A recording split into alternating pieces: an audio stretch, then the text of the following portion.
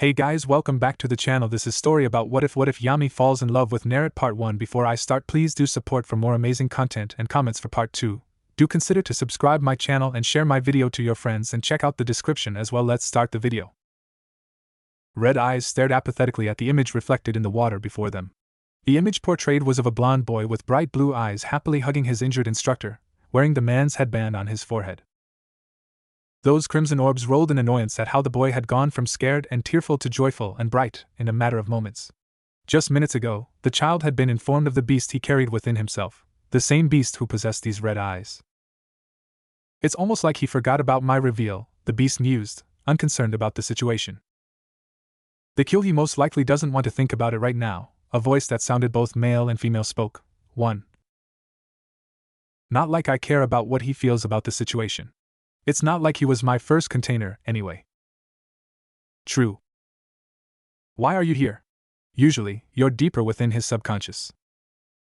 His anger called me, the voice answered simply. He keeps pushing me further and further down, but he unconsciously brought me back out when Mizuki told him about you. How long do you believe you'll stick around? The bijou turned to see a flickering shadow with dull red eyes watching the reflecting water. I rather enjoy our discussions, after all. It depends on him, the shadow explained. If he stays angry or upset, I'll be around. But if he slips back into his denial, then I'll be sent back. What a pity. Knowing how he's dealt with everything over the years, I won't be surprised if you leave again. You know that this bothers me too, Kyubi, the shadow commented, frustration leaking out of their dual-tone voice. I hate being sent into the deep recesses of his mind, but I don't have any power to stop it. Well, I suppose we'll just have to wait and see what happens. Yes, the voice sighed out, frustration giving way to melancholy. Yes, we will. And wait they did, watching as the whiskered blonde was escorted to the Hokage and had a talk with the man about his status as a Jinchuriki. Throughout the talk, the Kyubi saw the formless shadow grow more and more agitated, the wisps twitching sporadically in its growing ire. Unbelievable, the shadow said in anger. A few sweet words from that lying old bastard, and Kyohi instantly trusts him again? Your earlier title for the boy certainly is fitting, the Kyubi mused with a chuckle. He's in denial about anything being wrong, even when the biggest liar in his life is forced to reveal he was lying. I swear, Kyohi, you are an overly trusting fool who would forgive someone who was about to kill you. The shadow moved closer to the reflecting water, red eyes narrowed angrily. Where's your rage, your justification? Why do you choose to forgive and forget when he could be keeping more hidden from you? The lower part of the shadow formed into legs with bare feet, stomping furiously at the image before them. Stop lying to yourself, damn it! As Naruto listened to the Hokage tell him how only the younger generation of the village was left unaware of him holding the Kyubi, he felt a small spike of pain in his head. He only showed that it hurt by wincing slightly, but he was unaware that one of his eyes had flashed red for a brief instant. He may have been unaware of it, but the Hokage saw it and was concerned that the fox was trying to influence the young man. I'd like you to also speak with Inoichi Yamanaka about this. Ino's dad? Naruto asked in confusion. Why? You went through a rather difficult experience tonight, Naruto. I just want to know if it affected you more than you yourself realize, the man explained, hiding his real worry. Oh, he looked down at that, remembering how he almost lost a teacher and someone who treated him better than most. I'll go talk to him, old man. Good. I'll have you meet him tomorrow after lunch. So, come here around then. Nodding once, the blonde got out of his seat and left the office, his mind awhirl with the revelation he had experienced. You reached him, the fox noted, genuinely impressed. You're becoming more solid, as well. The shadow turned their red eyes to their lower body, seeing the vague legs that had been formed. They walked around the reflecting water to test their new limbs, curling their toes against the water when they stopped walking. So, I suppose I'll have some power in this place. Not much, though. Perhaps you need to keep trying, treating this slight influence like a muscle. You mean train it to increase my power? Exactly. You don't want the boy to remain a fool, and I find you more enjoyable company than he will become. Perhaps you will gain a true form at the end of it all. The shadow with legs stood in place, a low hum of thought coming from them. Yes, that sounds like the best option for this. If we don't intervene, who knows what Kyohi will do? Their red eyes met the crimson orbs of the Kyubi. I'd like to request your help in this. And what will you give me if we succeed? I'll think of something.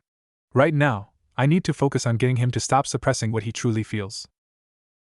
I expect compensation at the end of this. I'm only helping you because there's nothing better to do in this seal. Thank you. The next afternoon, Naruto was seen laying on a comfortable chaise longue with Inoichi standing close to the boy's head. The man's hands were resting against his temples, chakra exuding from them so that he held a better connection with the Uzumaki's subconscious. Just relax, the man informed Naruto. I'm going to enter your mind now, and it will feel odd, which is normal. Right, the younger blonde replied, easing himself into a more relaxed position and letting his thoughts calm. When the Yamanaka clan had opened his eyes, he saw himself standing at a four-way intersection of what looked like a boiler room basement. Water reached up to his upper ankles while pipes carrying blue and red energy were seen attached to the ceiling overhead, the red ones dripping into the water he stood in. He took a moment to locate where the boy kept his memories, having done this procedure enough times to know how latent memories felt. When he got a lock on them, he began walking down one of the intersections, unaware of a certain shadow stepping out of the intersection opposite the one he took. The shadow followed the man, their legs silent as death compared to the sloshing water the man created with every step.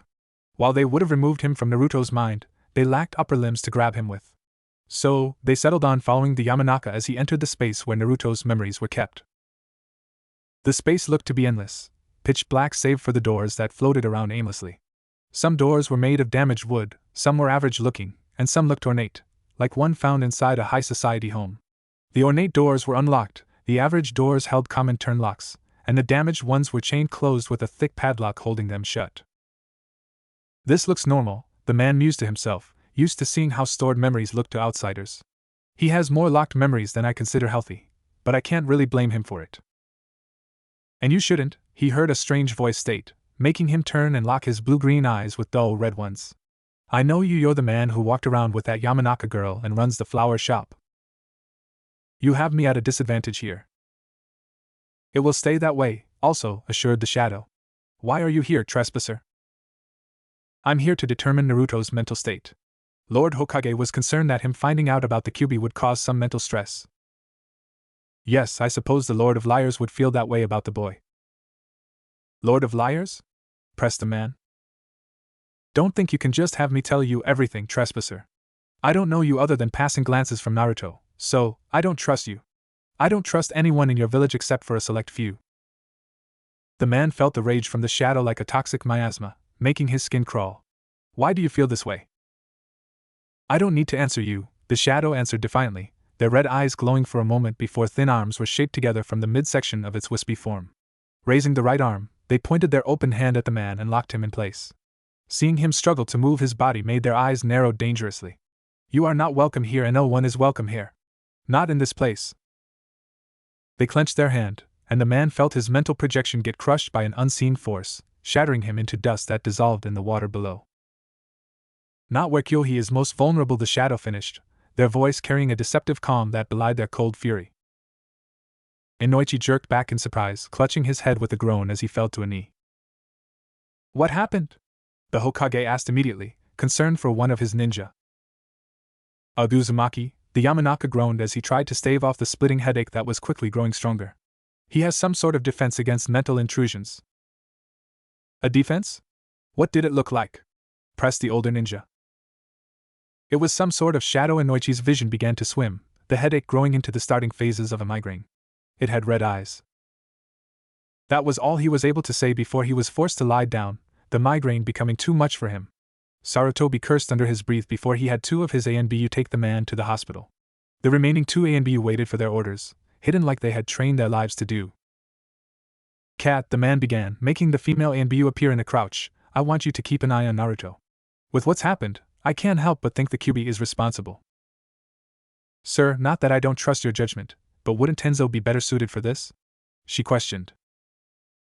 Normally, yes. But he's on another assignment, and won't return for a few weeks at the very least.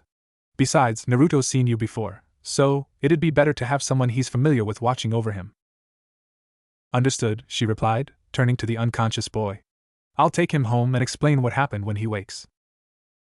No, the man immediately halted, making her turn to him once more. I don't want to worry him about the Kyuubi any further. Just tell him that he's fine, and that Inoichi used too much chakra to help him. He'll connect his own dots. But they'd be the wrong dots, Kat thought to herself, concern growing for the blonde Uzumaki. Still, she said nothing and only nodded to her leader. Placing her hand on the boy, both disappeared in a flurry of leaves, arriving in his apartment with Naruto landing on his couch. Ugh, I forgot how badly he lived. Her masked eyes looked around his apartment, feeling a stab of pity for the resting Jinchuriki. Truly, Yugao didn't feel Naruto deserved any of the treatment he had suffered in the village.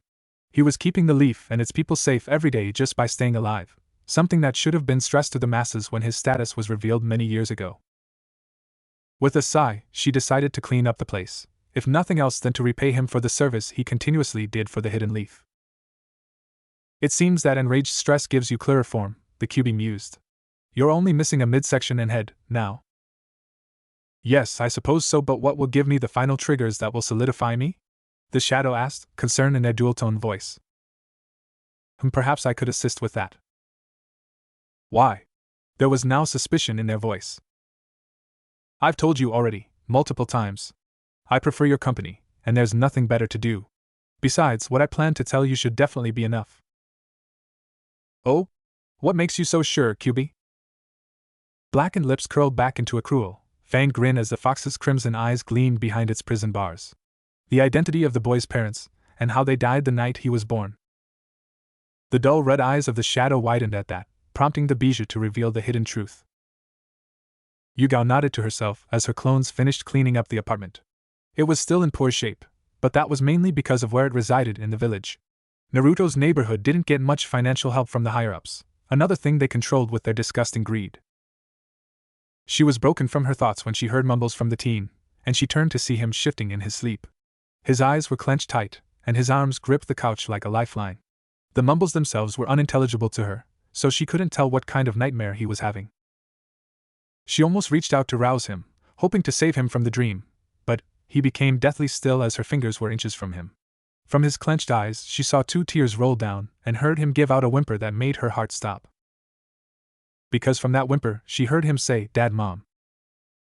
Within the seal, the Kyuubi had its eyes narrowed as its chakra was siphoned into the shadow. The shadow itself was gripping where its formless head was meant to be, the wisps of its body thrashing recklessly as their dual-toned voice screamed in anguish and rage. The truth had been revealed. The shadow that resided in Naruto's mind was now aware that the 4th Hokage and the only Uzumaki in the hidden leaf were his parents. It was also made aware of Kushina holding the Kyuubi before Naruto, and how a masked man had been the main cause of her death. But the real kicker to the shadow was how Naruto's father was the one who sealed the Kyuubi into him, and how the fox itself was the one who dealt the finishing blow to both of the boy's parents. The thrashing wisps gathered the siphoning bijou chakra, pulling it in and making the shadow pulse with deep thrums that sounded like heavy drumbeats. The wisps then swirled around the shadow, obscuring its form from the fox for a few moments before their new form was revealed. Their skin was white as death, but flawless in complexion. Their limbs were lithe and limber, and their figure capable of making hourglasses envious. On their navel was the same seal Naruto held, but in a reverse rotation and crimson red in color. Their cheeks held whisker markings like the boy's, but they looked rougher than his natural ones. Eyes as bloody as rubies stared at the fox while their equally red hair spilled down their bare back, fraying viciously at the ends while 2 thick strands of it rested on their shoulders and covered there. Those ruby orbs stared into the crimson ones of the beast for what seemed like eternity before the new form took a breath. Following their exhale, they spoke in a voice that was deathly calm and deceivingly soft. I live. Kyuubi stared down at the naked young woman that had been born from his container's darkness and his own chakra. In essence, she had become an entirely separate entity that now lived within the seal, just as he did. It was bizarre, but incredibly interesting. How do you feel?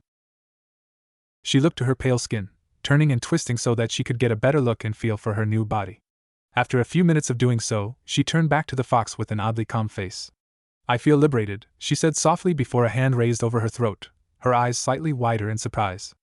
I really am a woman, but Kyohei is male. How could I be female? I don't know, but I have a guess. Please, she waved an arm, share it. You refer to the boy as a light while you were born from his darkness. Your seal is in an opposing direction than his. You're not as ignorant or naive as he is. Those 3 aspects alone are opposite to one another, so it would make sense for you, his opposite, to be the reverse gender. That makes sense strangely, she relented. His darkness Yami. A name for myself, he is my Hikari, I am his Yami, I refuse to share his name when we're so different. Just because you're different doesn't mean you'll stop looking after him though, does it? She shook her head slowly. No, if I don't step in, he'll get him, you, and me killed because of his ignorance. She turned to the reflecting pool, her eyes narrowed. I need to reach him again. Waking up from his rest, Naruto looked around his apartment in confusion. How did I dash? I brought you here, a familiar voice answered, making him turn to see a familiar Anbu, setting a simple meal on the table for him. Cat, he greeted with a smile, getting up to move over to her and wrap his arms around her waist. I've missed you. She smiled softly behind her mask. During some of the nights she was assigned to watch him, she would reveal herself so that he wouldn't be so lonely. The way he hung on everything she said, no matter what it was both endearing and sad for her. He was so starved for attention that he didn't mind being silent when someone talked to him. It was like he was killing his own voice, as if speaking would send his companion away. She wrapped one arm around him while her other placed its hand on his head, ruffling his hair gently. I miss you too, Naruto-kun, she returned, speaking sincerely. She really did miss their talks, but his schooling and her duties cut into their time together. I heard you helped Irika stop Mizuki. Good work. He backed away and rubbed his head bashfully. It was no big deal. And again, what this village has done to you presents itself, she mused sadly. So unused to attention or even a simple compliment, he would get so bashful and abnormally shy when someone gave him praise. It's almost like you only expect insults or nothing at all. So, are you going to eat with me? You cooked, and I can share. I need to get back to Lord Hokage, now that you've woken up, she confessed. Oh, he looked down at that. But I'll be sure to visit you next time I'm off duty, promise. The way he lit up showed that her words were just what he needed to hear. Looking forward to it. She reached over and ruffled his hair again before pulling him in for another hug, catching him by surprise. Take care of yourself, Naruto-kun. You're a ninja of the village now. You have a responsibility. I will, he promised as he hugged her back before watching her leave in a swirl of leaves. Once she was gone, Naruto sat down and enjoyed the meal she had made. It was some mild curry over some steamed rice, something Cat was really good at cooking. Once he finished and washed the dishes used, he went to his bathroom to clean himself up before bed. After a shower, he moved over to the mirror so that he could dry his face. However, when he lowered the towel, he recoiled away with a cry of shock. Staring at him in the mirror was a red-headed girl that he had never seen before. She had intimidating reddish-pink eyes, which was weird since she looked really pretty, and the markings on her cheeks matched his own. What the? About time, he heard her speak, but the voice echoed inside his head. There are things we need to discuss, Hikari. Hikari? He repeated. That's not my. I know what your name is. I choose to call you Hikari, though. But why? He asked before blushing at talking to a girl while standing around naked. Can you hold on a sec? It's not like you're showing anything I haven't seen before. Have you been spying on me? He asked in comical fear. He saw her palm her face, pinching the bridge of her nose with a sigh. I will explain everything when we speak, but if it really bothers you, get dressed so we can talk. All right, he agreed awkwardly, quickly getting dressed. So, do I need to stay here to talk or am I going crazy? What makes you think you're going crazy? Well, I'm talking to someone I've never seen before. She just stared. In my bathroom. No change. Through my mirror. Still staring. With her voice in my head, he finished awkwardly, a sweat drop forming behind his head. He has a point, an amused voice spoke up in his head, making Naruto flinch and look around in surprise. You won't find me in your apartment, brat. I'm in your head like Yami here. Yami? Is that her dash? Enough! Yami yelled, using the link that had been formed to drag Naruto's consciousness into the seal. When his astral image was formed, he stumbled forward before righting himself. Holding a hand to his head, he stood up fully before freezing in shock at the sight of bars, or more specifically, who was behind those bars. KQB, he whispered. Yes, I am. And you're a pathetic runt who is so untrue to himself that he just might be crazy. The hell are you going on about, Fox? What he means, Yami spoke up, making him turn to her, is that my existence is primarily because you keep lying to yourself, hiding how you truly feel. Can you please put some clothes on? He asked awkwardly, his face burning red at seeing a cute, naked girl. Rolling her eyes, Yami had the shadows around them form around her, taking the shape of a dark robe with a red spiral over the heart. Satisfied? She asked in annoyance. Yes. Now what do you mean? Think about it, Hikari. How do you really feel about the Hidden Leaf Village? It's my home, he started to say before he flinched at the heated glare she gave him. Speak honestly, Hikari. I'm not in the mood for your childish thoughts. Childish? It's the truth. No, it's what you want to be true, she fired back. I know how you truly feel, she continued, walking towards him before her body ghosted through him, like a phantom, because it is how I feel. He gulped at her actions, turning around to face both her and the QB. So, if you know me, how do I really feel? Simple, you hate this place, and the villagers. That's not GH. He was cut off by a rough kick to his chest that sent him tumbling back. I warned you, I'm not in the mood for childish thoughts. I'm tired of being stuck in your shadow thoughts, forced to watch as you consistently let those damnable villagers walk all over you. And for what? He crawled away as red-black aura started leaking from her body.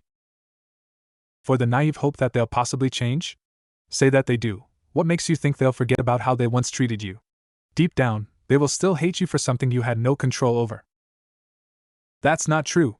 The old man said I can change them. A chilling laugh echoed from her, hysterical in nature. Ah, yes. The Lord of Liars. I haven't even gotten to that old bastard and the lies he's weaved around your weak mind. Don't you dare badmouth the Hokage. He's been there for me. Because he can't allow his precious weapon to even consider leaving the village. What? Naruto choked out, eyes wide. That man, that bastard, has lied to you about everything important that is connected to you. You asked him countless times why the villagers hated you. Tell me, what did he answer with? He couldn't say it, looking down helplessly. Answer me, damn it, she roared. He said he didn't know, Naruto cried back, his eyes brimming with unshed tears. Yes, that's exactly what he said, she confirmed, walking over to him once more as her menacing aura died down. And on the night when you found out about the QB behind me, he finally came clean. Who knows how long he would have kept that secret? He could have taken it to his grave. Naruto silently cried as the truth was thrust into his face. He wanted to defend the old man, but everything Yami had said was true, and he knew it. He also lied about not knowing your parents, Yami spoke again, putting the starting touches on the finishing blow. His head shot up at that, locking his tearful blue eyes with her stoic pink ones. And no, he wouldn't. Oh, but he would. Her face turned into a sneer as she walked around and mocked, and it was all done in order to keep you safe. After all, if you knew who they were, you'd suddenly be targeted by their enemies. As if you finding out was the same as letting the whole fucking world know. He cringed as she yelled out certain words, letting her, or was it really his, rage surface. Who were they? Yami turned back to him, studying the desperate expression he had. I won't lie to you, Hikari, not like the bastard. I want to tell you, but I worry about you falling back to your current ways, your childishness. He wiped his eyes and got to his feet, still looking desperate. What do you want me to do? For starters, quit being such a naive child. I know you know what goes on around you, and that you choose to ignore it under false hope. That stops now, understand? He flinched at the harsh look she gave him at the end. I'll try. That's what I expected to hear, honestly. I know it'll be hard for you to accept reality, but I'll keep forcing you to open your eyes, to quit dreaming of impossible outcomes. What else? He pressed. You and I will be working together to fix your shortcomings as a ninja. Your skills reflect onto me, so what you struggle with, I do as well. That makes sense. You're the feelings I always pushed down and denied, right? She smirked at that. Finally acknowledging me, eh? You want me to stop acting like a child? I'd better start now if I want to know who my parents are. It's not just to know that, she shot down. It's also to keep you, me, and the fox alive. The fox? Why should I do anything for Dash? The fox has helped us more times than you can count. You think you're healing, or the fact that you can go so long without eating is natural? No, the QB is what has helped you stay alive and not keel over in the middle of the street. Besides, I owe him. He backed down at that, nodding reluctantly. Fine. Lastly, I want your word on something extra. Extra? He repeated, noting how the QB chuckled. What's so funny, Fox? Just listen, whelp, and you'll see, the bijou replied. He would have spoke up earlier on, but there was no need to. Yami had said exactly what needed to be said, and it was successful so far. He turned back to Yami and pressed, "What promise do you want me to keep?" "I want a body of my own," she answered, her gaze and tone totally serious. "A body? You mean Dash?" "Yes, I only have a body within the seal. However, I have much more liberties than the Kyubi," she ignored the bijou's grumble, "so it won't be nearly as risky to get me out than it would the fox." "How do I find you a body?" he asked, scratching his head. "Hell if I know. But as I said earlier, I will be working with you. That means that I will see and hear what is happening around you. I will also be able to influence you." "What do you mean?" "She means that she will be able to possess your body, or even one of those chakra clones." A cold bead of sweat rolled down his neck. "Oh. Anyway, we'll figure out a way together. If you can give me your word that you will accept those conditions, then I will tell you who our parents are." "Our parents?" he repeated. "I'm your darkness, Baka," she repeated dryly. "That means, in a sense, I am you." He blushed in embarrassment at the reminder. "Oh, yeah," he coughed to regain his composure before nodding firmly. "All right, I promise to work on those conditions. I'll try to stop being childish, I'll work on my weaknesses, and I'll try to find you a body." "Good," she replied. "Just know, if I get the sense that you will go back on your word," he suddenly felt her hand around his throat, lifting him up into the air and slamming him against the wall, "I will erase your existence, and take over this body. We're two halves of the same coin, Hikari. Who's to say darkness won't swallow up the light?" He paled at the notion, nodding rapidly. "I promise. You're going to tell me about our parents and help me get stronger." That he paused briefly. "That already makes you better than most of the village, even if you're setting conditions for it." "There's the true thoughts I was looking for," Yami declared, setting him down gently and moving her hand to his shoulder. When he looked back up to her, she gave him a faint smile. "I don't hate you, nor do I want to take over your body, Hikari. I'm just sick of watching people lie and treat you like shit, and watching you take it like a chump." "I don't like to," he admitted softly. "I just wanted them to accept me." "Sometimes it's better to declare something a lost cause rather than waste your life pursuing it." He nodded in understanding, still depressed. "Kushina was our mother's name." He perked up at that, giving her his full attention. "What was her last name?" "Uzumaki, just like ours. The fox was the one who told me about her and our father, since he was the one that dealt their killing blow." "He what?" "Easy," she urged sternly. "I'll have him tell you what happened that night, since I already made my own deal with him. Now, the Uzumaki were a clan that lost their nation and Mom was sent here for her safety. I'll have the fox tell you more." Forcing himself to calm down, Naruto nodded in acceptance. "And our dad?" "He's the one who sealed the Kyubi into you." He gasped at that, recoiling in shock with wide, trembling eyes. "T the fourth." Yami only nodded, giving him room for his inevitable Reaha Waha outburst. Sharing a look with the Kyubi, Yami knew that the fox would keep his chakra contained so that nobody on the outside would feel it and come rushing over. The two watched Naruto thrash around in rage and anguish, calmly waiting for him to burn himself out. It took quite a while, but eventually he fell on his back and just floated atop the water within the seal's subspace. She moved to stand next to his head, and he just looked upwards blankly, staring at nothing. Why? Why would a man famed for his noble nature sacrifice his life to seal a bijou within his son? She repeated rhetorically. He couldn't ask anyone else to do it. That was a major factor. He caught on surprisingly fast. What was the other? Kyubi? Both Uzumaki turned to the bijou, who scoffed in annoyance. "Only an Uzumaki has the body and chakra strong enough to contain me, especially when I was at full strength. When your damnable father sealed me, he split my chakra in half and sealed myself into you while my missing half was sealed into him. So it was because he couldn't ask someone to sacrifice their child and because I was the only option. Your mother offered to take me with her in her death, but your father refused. Bijou reform in a few years upon our death, the length depending on the bijou in question. Even if I wasn't sealed within her, she was already 1 foot in the grave after what had happened earlier that night." Naruto listened silently alongside Yami. "Like Yami said, I will tell you all about it later. For now, focus on the coming days of your ninja career. I gave her my word, and I won't back down from it, not when it would damage my pride." And your pride is the biggest possession you have left, besides your chakra and consciousness. Exactly. Getting up, Naruto stared down the fox, not backing down even an inch. I still don't like you, maybe even hate you for killing my parents, he began, clenching his fists. But I know there's a lot more to what happened that night. So I'll wait until I've heard everything before I make any decisions regarding the relationship we're forced to share. I can respect that, the Kyuubi replied. So long as you know that it'll be the only thing I respect you for until you prove yourself to me. Right now, I prefer her, he gestured to Yami, over you. If push comes to shove, I'll be taking her side over yours. The blonde Uzumaki nodded. I understand, he turned back to Yami and said, thanks for telling me about our parents. I guess I should be more careful about who I trust.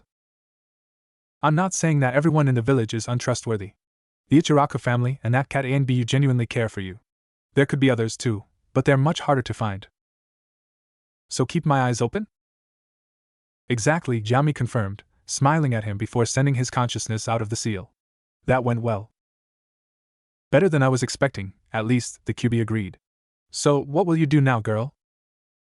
What I promised to do, be there for him and help him improve. She gave the fox a smirk. He still needs to prove himself to you, after all. The Kyuubi smirked at that, nodding faintly.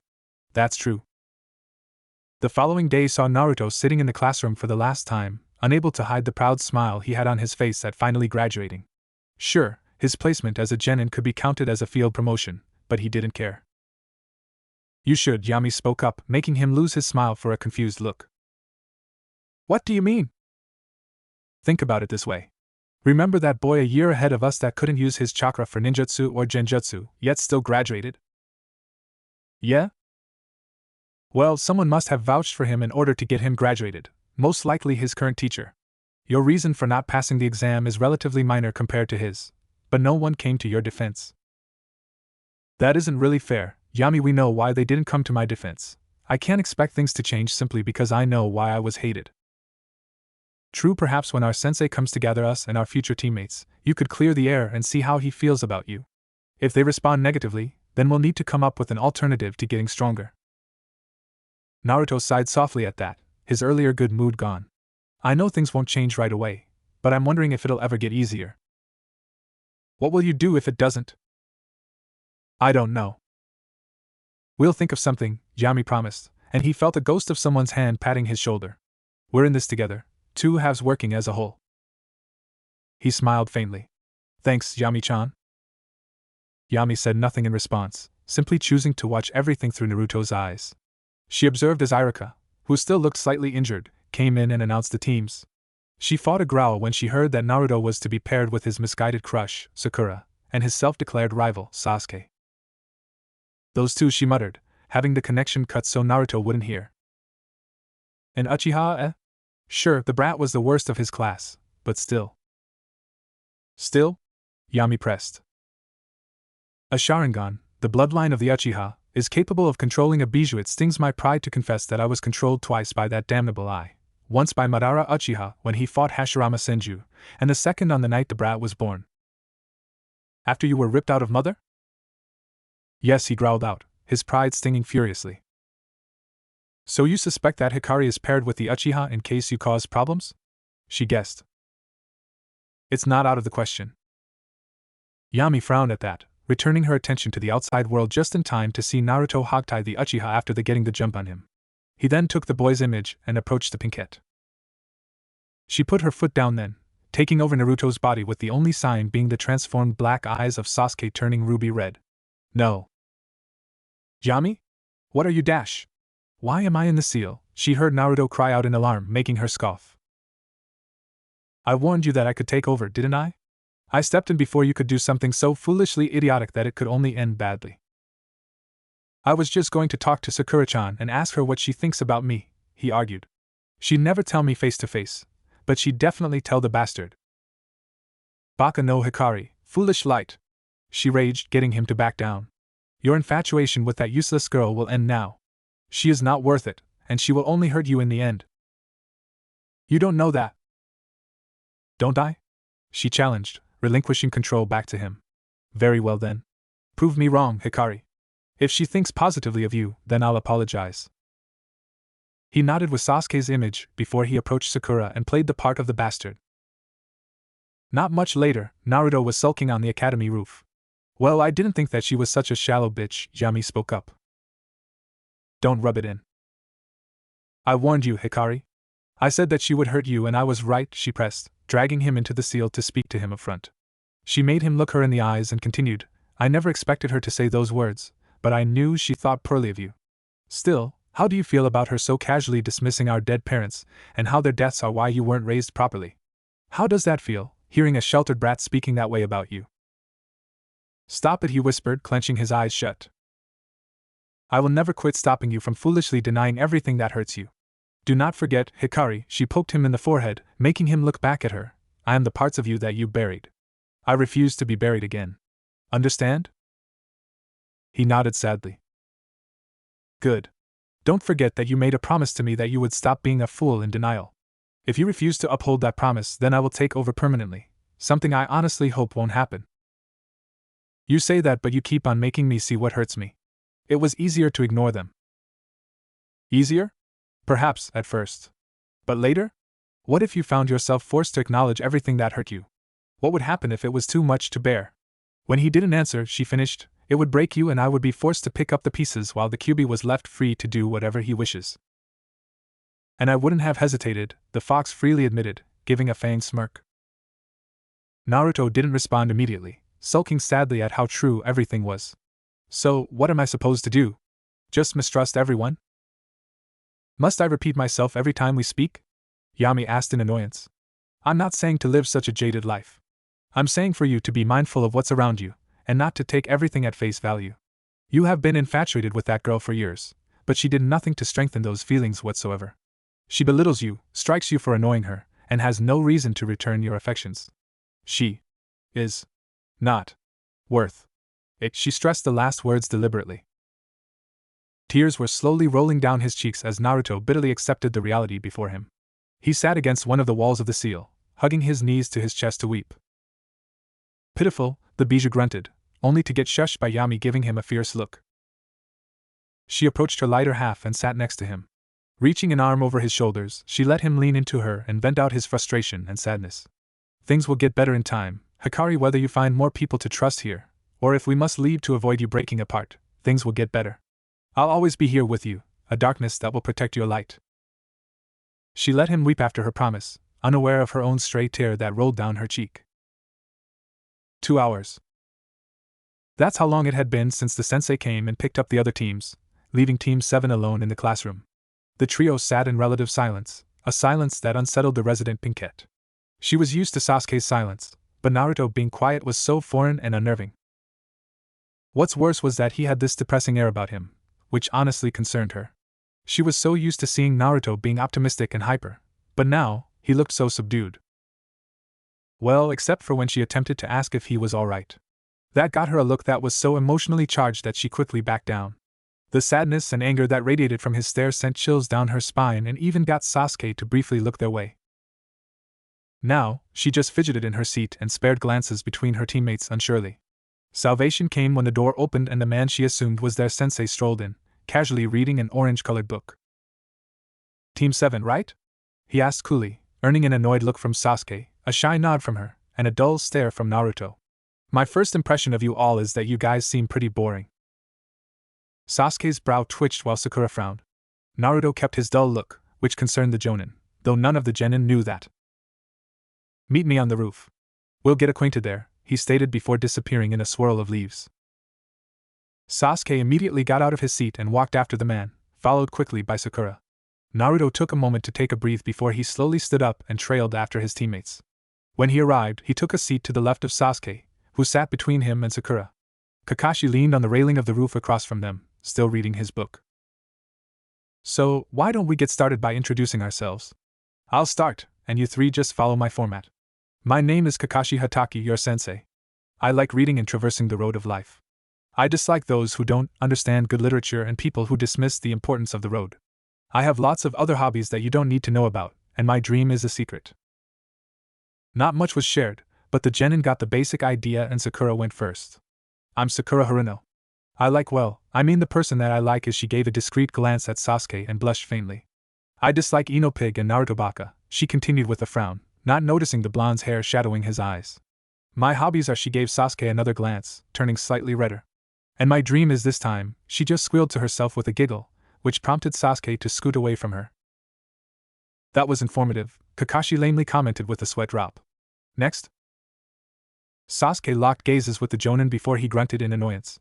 My name is Sasuke Uchiha of the Uchiha clan. I don't like many things because I dislike so many things. My hobbies are training to get stronger, and my ambition is to restore my clan after I destroy someone. Sakura shivered at that while Kakashi simply hummed. The man looked to the blonde, and his earlier concern returned when he saw him looking lost in his own thoughts. It looked like he didn't hear anything about his teammates. Lastly? He called, getting the blonde's attention. Naruto Uzumaki. I like the few people who don't hate me. Kakashi fought a wince while the other two looked confused, and I dislike those who hurt me or don't have any clue what they're talking about. Here, he gave Sakura a faint frown and Kakashi noticed one of his eyes flash ruby red for a split second. My hobbies include testing my creativity with pranks, relaxing as I garden and cook, and spending time with the few people who accept me. My dream is. Here, he fell short and looked unsure. This surprised Sasuke and Sakura, for they had expected him to declare his goal of becoming the Hokage. Kakashi fought a frown and simply waited for Naruto to finish. My dream is to stop hurting and uphold the promise I made to myself, he finished, speaking about Yami without the others knowing. And my goal is to help you get there while my dream is to walk in my own body, Yami added, making him give a ghost of a smile. A personal promise, huh? Kakashi asked curiously. I have one of those too. I seriously doubt that, Naruto replied with a dull stare. What could that mean? The Jonin mused before he decided to get things back on track. Well, congrats on passing the academy. However, while you're all genin, that doesn't mean that you've earned your place on Team 7. First, I'll be testing the three of you to see if you have what it takes. Pass my test and you're in. Fail the test, and you'll either be placed in the reserves or sent back to the academy, depending on how bad you do. What? Sakura cried in shock. But we already have been tested. If you really think that the academy's exam was a test of your skills as potential genin, then you're not ready, the man shot down easily. I'll be testing you three at Field 7. It's the same as our team number, so there shouldn't be any excuse to forget it. Be there at 6 a.m. sharp, and I'd suggest missing breakfast. This test will be rather tough, and you wouldn't want to throw up. Until then. With that, he left in another swirl of leaves. Seeing no point in staying, Sasuke stood up and immediately started to leave. Sakura got up too and followed him. Sasuke-kun, do you want to get something to eat? We could come up with some ideas on how to tackle this test. No, he shot down without looking back, making her slump. Naruto walked past her, not saying a word. This made her feel worse, and she couldn't hold back from speaking. Hey, Naruto? He stopped a few feet from her, not turning around to acknowledge her. What? She winced at his tone. It sounded so empty. Are you okay? You seem bothered by something. Why do you care? He asked back. Last I checked, you didn't like me. Another wince, this one for having her words thrown back in her face. That wasn't fair to you, sorry. Was that all? No. You never told me if something was wrong. It's none of your business, he stated with finality. I don't feel like talking to someone who takes everything for granted and doesn't understand what it's like to struggle. Now she was mad. Where do you get off? I'm not sheltered. Right, he drawled out sarcastically, finally looking over his shoulder to look her in the eye, freezing her in place. And I'm not some idiot who should have been raised better by his parents. She gasped softly with wide eyes, taking a step back. Those were your exact words, right? He continued, turning around fully to face her. Funny how someone like you can complain about how an orphan like me grew up. So, let me ask you the same question, where do you get off? With that said, he turned back around and walked away, leaving a guilt-ridden Sakura alone. Sir, I think you should look over whoever made the reports about Naruto, Kakashi declared to the Hokage, standing before the older man after the ANBU had left. He's drastically different than what I was led to believe. How so? Sarutobi questioned with a small frown. He's so reserved. It's like he's constantly thinking things over. Also, he's guarded. He would give me these looks now and then, as if he was trying to figure out if I was an ally or an enemy. Suspicions already? The Hokage mused, looking concerned. What else? His introduction was concerning too. He mentioned favoring the handful of people he's met that don't turn him away, how he dislikes people who know nothing about what they say, and how he dreams about keeping some promise he made to himself. I tried to get him to say more on that by saying that I have my own personal promise, but he said that he doubted it. What was really concerning was how he said that. It was like he knew something I didn't. Do you believe that he might have referred to the beast within him? No, I didn't get that vibe from him. One of his eyes turned red for a brief moment, but I didn't feel an ounce of the QB's chakra. Anything more about the red eye? Did it look like the fox's? No, there wasn't any sort of slit pupil. It just changed red briefly. The man thought to himself for a moment, mentally going over everything his subordinate had informed him. Inoichi mentioned how Naruto had a defense against mental intrusions that had red eyes, but he didn't say anything about the fox after our healers repaired the mental stress he endured. He only mentioned some formless shadow that grew limbs before it booted him out. A second personality, perhaps? Kakashi guessed. Possibly keep an eye on him, Kakashi. Sasuke as well. We know the Uchiha is a flight risk, but Naruto may become one too. And if I had to choose between the last of a clan and our Jinchuriki, I'd pick Naruto. While a large part of him felt that the Hokage's words were spitting on the memories of Kakashi's sensei and his wife, the Jonin nodded his acquiescence to the order. Yes, sir. The morning of Team 7's test found the three genin arriving at Field 7 a few minutes before 6 a.m. Sakura looked exhausted while Sasuke and Naruto both looked fine. The Uchiha was used to getting up early so that he could use the whole day for his training, while Naruto woke up this early for other reasons, either to set up his pranks or gather food like fish or mushrooms. 1.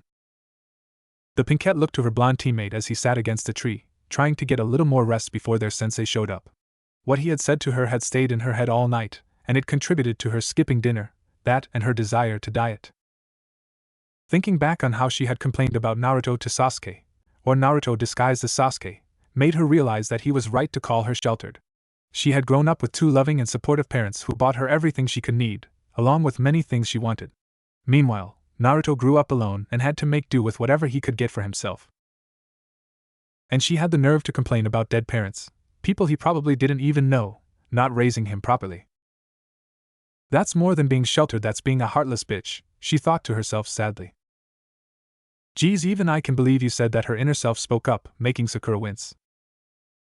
Sitting against her own tree, she hugged her knees to her chest and tried to avoid looking at her teammate. Part of her realized that he had listed her as one of his dislikes, a shallow girl who knew nothing about what she was talking about. She felt horrible. The pink one is feeling a tremendous amount of guilt and self-loathing, the QB commented with a dark chuckle. It's been a while since I've felt such strong negative emotions. Even those villagers who mistreat you didn't have that girl's level of negativity. Let's just hope that she doesn't bother us again, Yami added blandly. You two think Kakashi will be late again? Yami hummed thoughtfully. Give the man about 15 minutes. If he isn't here by then, go off on your own and we'll do some physical training. He nodded in agreement before a thought came to him. Do you want to be part of the test, Yami-chan? She mentally noted that it was the second time he had added Chan to her name. I'd appreciate it. It'd be nice to stretch outside of this place. One of these days, the fox grumbled. And so, Naruto waited as he rested against the tree. Mentally counting the clock for 15 minutes, he gave subtle glances at his teammates. Sasuke was leaning against his own tree in silence, seemingly resting as well, though he looked restless. Almost as if he needed to be doing something. As for Sakura, she had a blank look in her eyes as she sat against another tree with her knees hugged to her chest. That traitorous lingering feeling of affection for her wanted him to go over and comfort her, but the larger part of hurt and anger kept him from doing so. That and remembering what Yami had been right concerning the Pinkette. After mentally counting for 15 minutes, he got to his feet and started to walk off towards the center of the field. He barely took a couple of steps before his sensei appeared directly in his path in a flurry of leaves. Giving the blonde an eye smile, he asked rhetorically, leaving so soon? You said 6 a.m. sharp, sensei. You were making us wait, so I decided to get some training done on my own, Naruto answered. Sasuke grunted to himself, annoyed that he didn't think of that. Sakura said nothing and just slowly got to her feet. Well, good for you for thinking ahead. I'm afraid I got sidetracked on the road of life, which made me late. Dry looks were aimed at him from all his potential genin, making the man give them another eye smile that looked noticeably smug. So, since we're all here and ready to go, let's get started with your test. It's rather simple. He reached into his pouch and pulled out 2 silver bells that jingled at the slightest movement. You just need to grab these bells from me. But there are only two, Sakura pointed out worriedly. Does this mean that one of us will automatically fail? Good deduction, Sakura, the Jonin praised, hoping to raise her spirits a little. He had seen how down she was while he observed the trio earlier. Yes, one of you will not get a bell. Whoever doesn't get a bell will be tied to one of the 3 posts behind me. Since it's close to 6:30, we'll start then and end it at 10. That gives you 3.5 hours for your test. Sasuke tensed himself and Sakura did the same, albeit nervously. Naruto narrowed his eyes at the Jonin while Yami spoke up. There's something he isn't telling us. Also, whoever doesn't get a bell will also go without lunch, the man added, once again giving them an eye smile. 2 stomachs growled faintly while one was silent. The silence came from Naruto, who gave the man a dull look. You really think this is the first time I've gone without breakfast or any sort of meal? If you do, then you know nothing about me. Kakashi fought a wince at that, unable to deny the truth in that statement. While he knew who Naruto really was, he never took an active role in the boy's life. So, he did know nothing. Not showing what he was feeling, the man pulled out a timer and set it for 10 before he saw that it was nearing 6:30. We'll start in 5. The genin got prepared. 4. There's something else. 3. What? 2. Some hidden lesson. 1. Start. The 3 genin leapt off into the trees to hide from the man's view. Sasuke traveled to a few more before settling himself in his 5th tree. Sakura quietly got back down to ground level and crawled beneath a thick bush on Kakashi's flank. Naruto stayed in the 1st tree, simply going higher so that he had a bird's eye view of the field. What do you mean a hidden lesson? You really believe that a genin has a chance of taking anything from a trained jonin? It's more than getting the bell. Naruto took a moment to think about what she said before the answer came to him. Wait, we have to team up, don't we? Yami nodded within the seal. Yes. Though, expecting 3 academy students who don't like one another to instinctively team up is poor thinking on Hataki's part. You dislike the Uchiha, you used to like Sakura, and they both don't really like you. This team is doomed to fail this test unless you 3 somehow put aside your differences. Scoffing, Naruto took a set on the branch he was on and grumbled, fat chance of that happening. Sasuke will more than likely try to take on Kakashi alone. As if life wanted to prove him right, he saw a blue and white shape rush Kakashi from one of the other trees. He saw the Uchiha take on Kakashi in a taijutsu fight, but the Jonin easily held him back while still reading his book. When Sasuke got pushed back, he flew through hand seals before spewing out a large fireball that engulfed Kakashi. No way was that enough, Naruto muttered, watching Sasuke stay in place to catch his breath. He then saw the Uchiha tense before he was dragged underground with only his head above the dirt. Okay, that was pretty funny. Focus, Hikari. The man looks open, but he's more than likely waiting for one of you to take advantage of his dropped guard. Naruto nodded and descended the tree just in time to see Sakura throw a handful of shuriken to get their sensei away from the Uchiha. The man casually leapt away, but one of the shuriken hit some ninja wire which sent a tied kunai flying at the man in great speed. Unfortunately for Sakura, Kakashi was easily able to catch the kunai. Not a bad effort, Sakura, the man praised before his senses went off and he turned in place to deflect 2 handfuls of shuriken. A frontal assault won't work, Naruto, he warned as the orange-wearing genin rushed him. Naruto narrowed his eyes and held up a single hand seal as one of his eyes flashed ruby. Ready, Yami-chan? Of course, Hikari, she replied, sounding eager.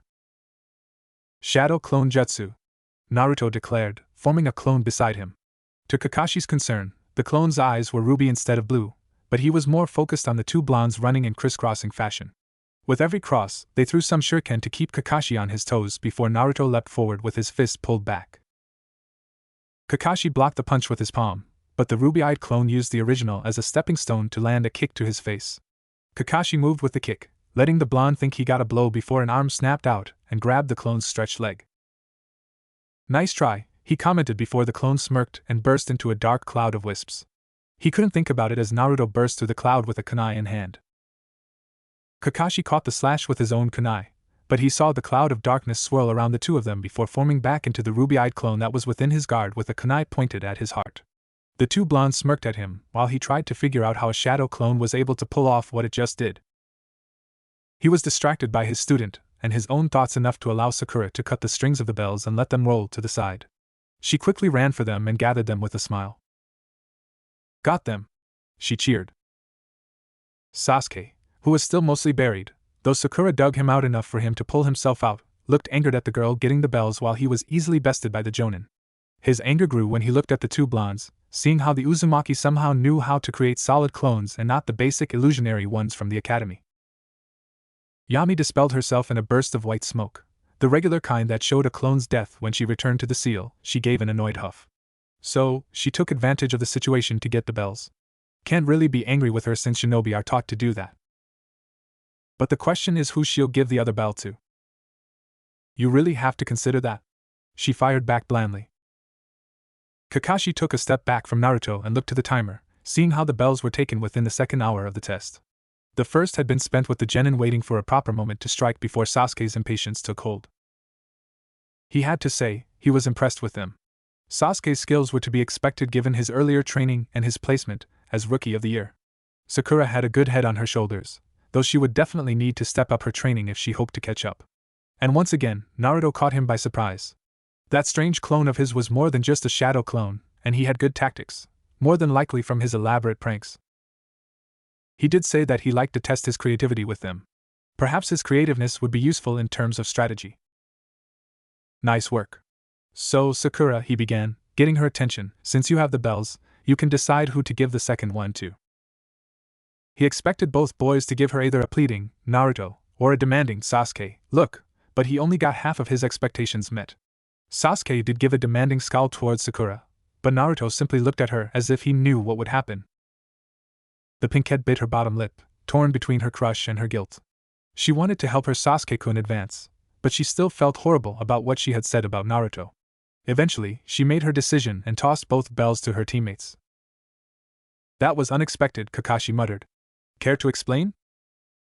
Both Sasuke-kun and Naruto are more prepared for being a shinobi than I am, she answered. I'd only hold them back.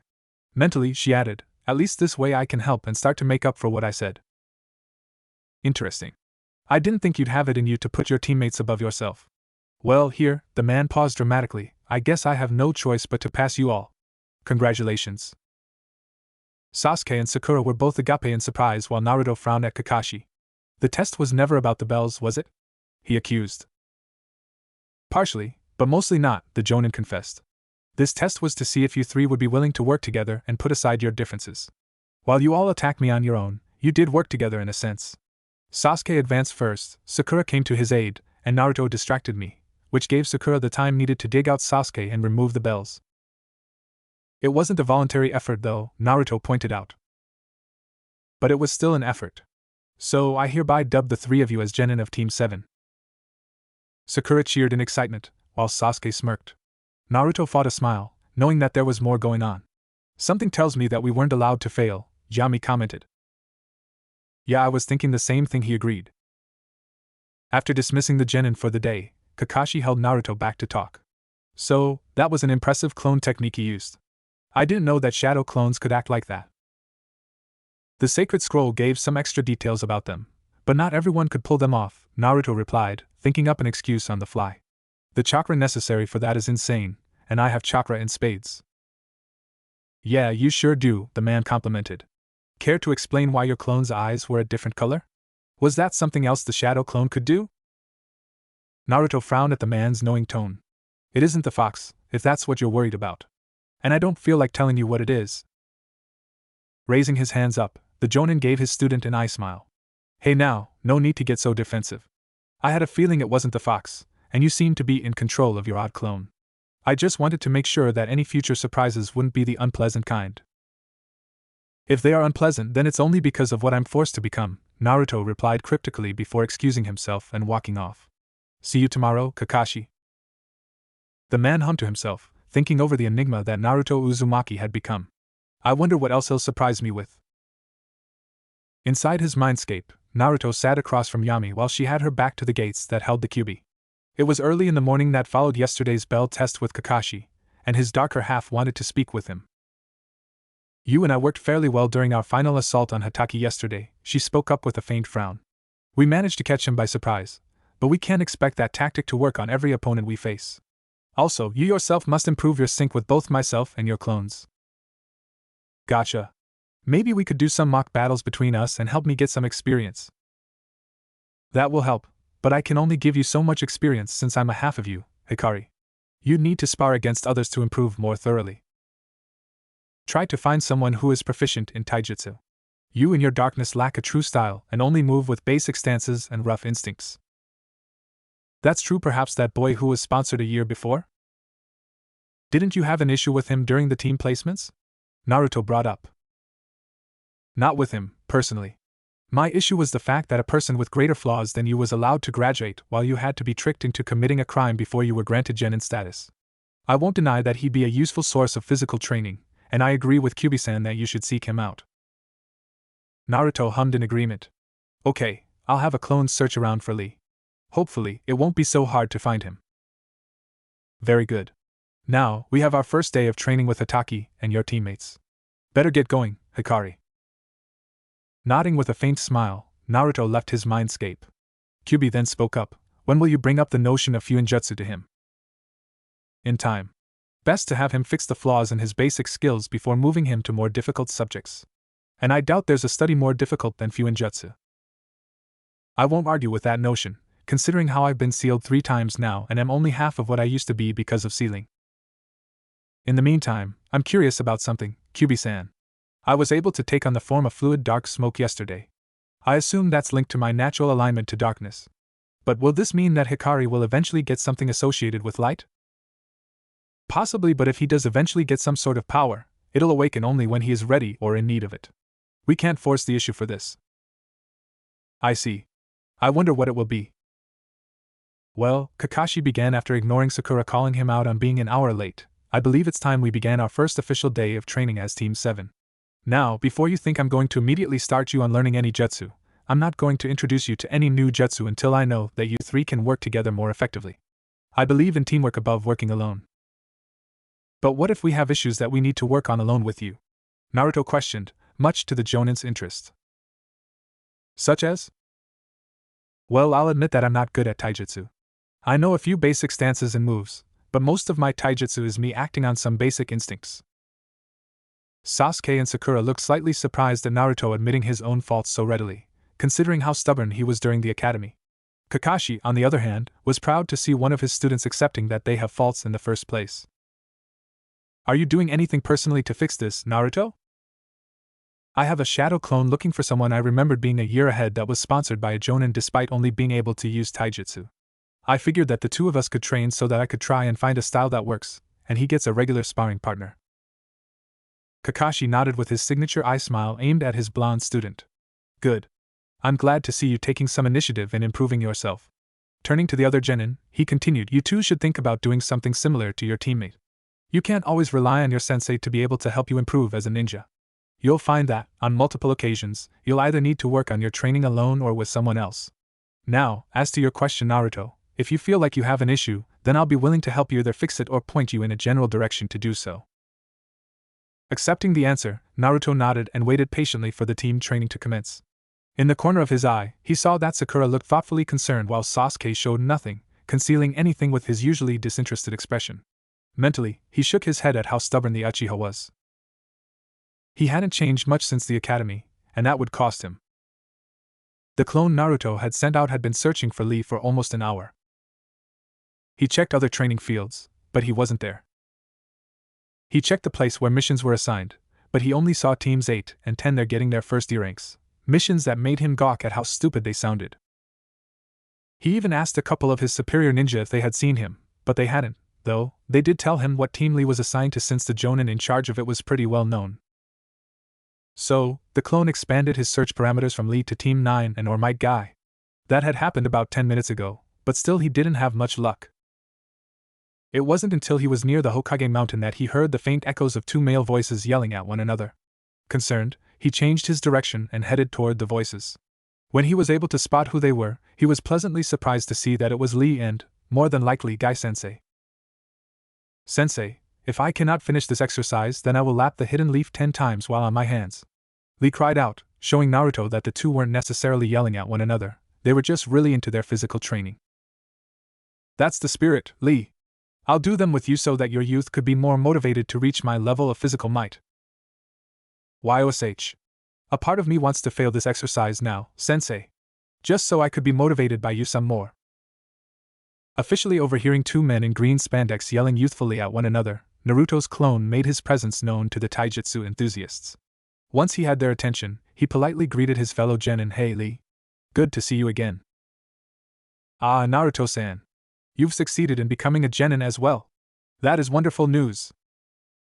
Naruto? Guy repeated, looking interested. The same Naruto who managed to outwit Lord Hokage and take something from the village vault a few nights ago. In my defense, I thought that I could trust Mizuki when he said that there was a makeup exam I could take, Naruto's clone cut in. You misunderstand what I meant, young Naruto. I was actually rather impressed that someone who wasn't an official genin could get the drop on Lord Hokage successfully.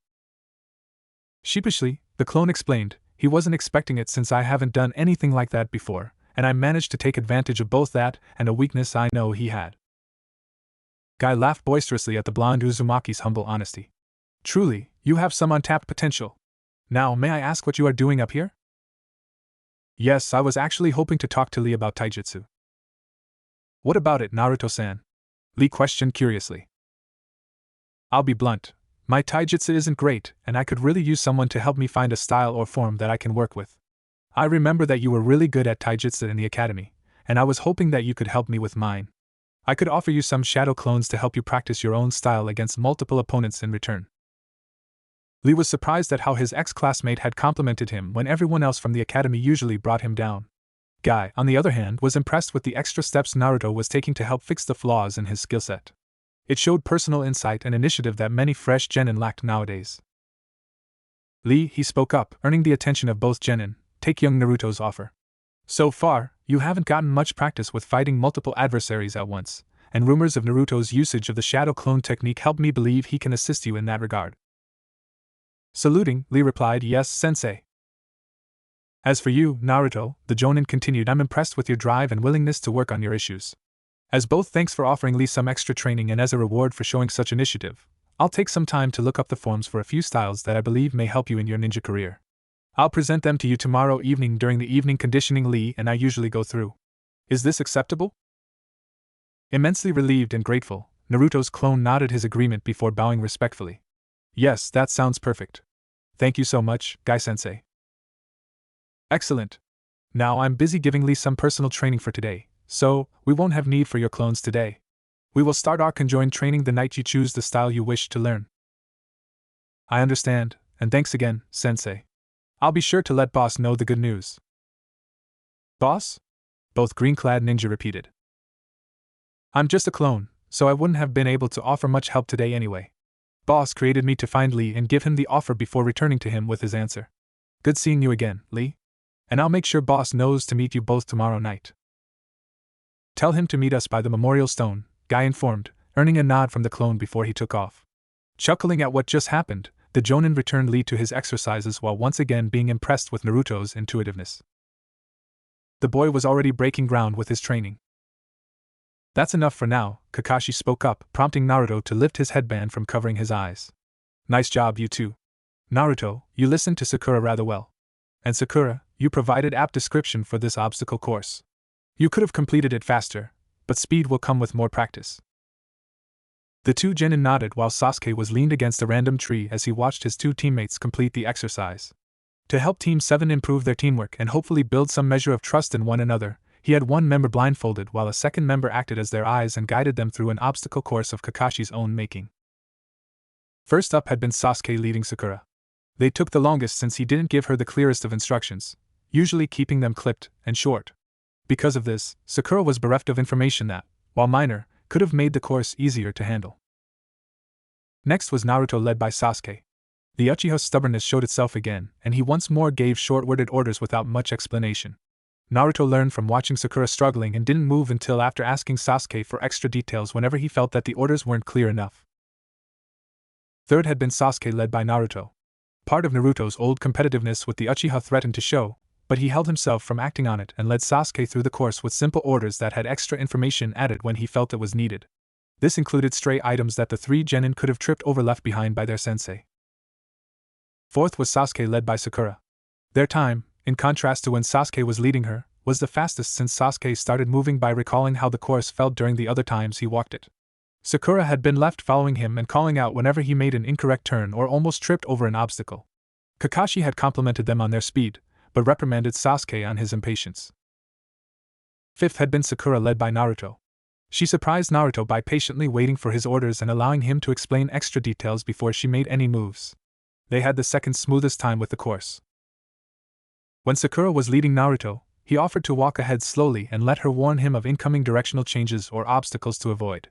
This proved to be the smoothest rendition of the exercise, and the second fastest overall. Now, why don't we all head over to the mission distributary and pick up our first official assignment as Team 7? The Jonin suggested, leading his genin away from the training grounds and towards the village proper. Not too long after they reached one of the main streets of the village, Naruto's clone dropped down next to them and approached his creator. Lee and Guy-sensei agreed to the offer, boss. Guy agrees that Lee could use the practice of fighting multiple people, and he offered to look into some styles that you could choose from tomorrow night. He said to meet at the memorial stone. Thanks, the original replied, dispelling the clone before he swayed in place and held his head. Slightly blurred images of the clone's talk with Guy and Lee passed through his mind before he composed himself and looked to Kakashi questioningly. I think I just saw what my clone did earlier? It's a feature of the shadow clone technique, considering how it wasn't meant to be used in the way you do, Naruto. The Jutsu was actually created to be a scouting technique that creates a clone of the caster that couldn't be killed by enemy units, or traps laying in wait. The dispelled clone's memories then returned to the caster, allowing them to see what their clone had scouted. That's amazing, Sakura stated, genuinely impressed by the Jutsu. But why isn't the shadow clone taught to most ninja? The chakra cost is too much, Naruto informed her, and she surprised him yet again by showing she was paying attention. Just one shadow clone splits the user's chakra in half. The loss of so much chakra is too much for most ninja, and they exhaust themselves too quickly for them to be effective on the field. Naruto's correct, Kakashi agreed. In fact, the reason Naruto can use this jutsu to the degree he's shown is because he has such vast levels of chakra. Currently, I wouldn't be surprised if his chakra stores matched that of Lord Hokage.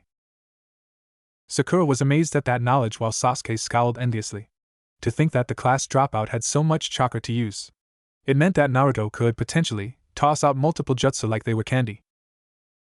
Well, shall we continue? We still haven't gotten our mission yet, after all.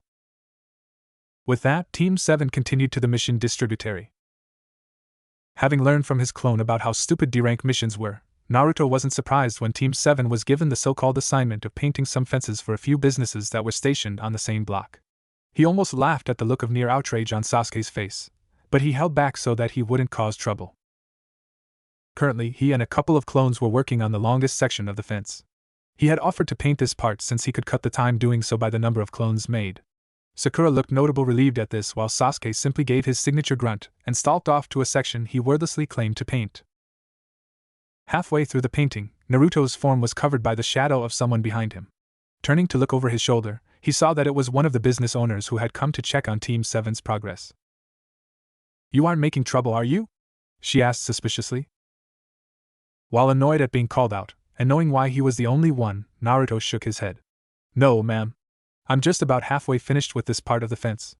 My clones and I should be done around the same time as my teammates. Humph. You better watch yourself. I've seen the acts of vandalism you've done to other stores and businesses. I won't have you bringing shame to mine. With her piece said, she turned and walked off while muttering about fox brats. A sigh escaped him as Naruto turned back around and resumed painting. At least her excuse for bothering you was about the pranks you used to pull, Yami soothed, much to his surprise. I thought you would have been angrier than that. I may be your darkness, but that doesn't mean I can't be understanding. True, that woman didn't need to bitch at you personally, but at least all she did was complain and warn you about pranking her shop. Yeah, I guess. Chin up, Hikari. As I said, I am a darkness that will protect your light. If that means helping you get over the whining of the villagers, then I will do so.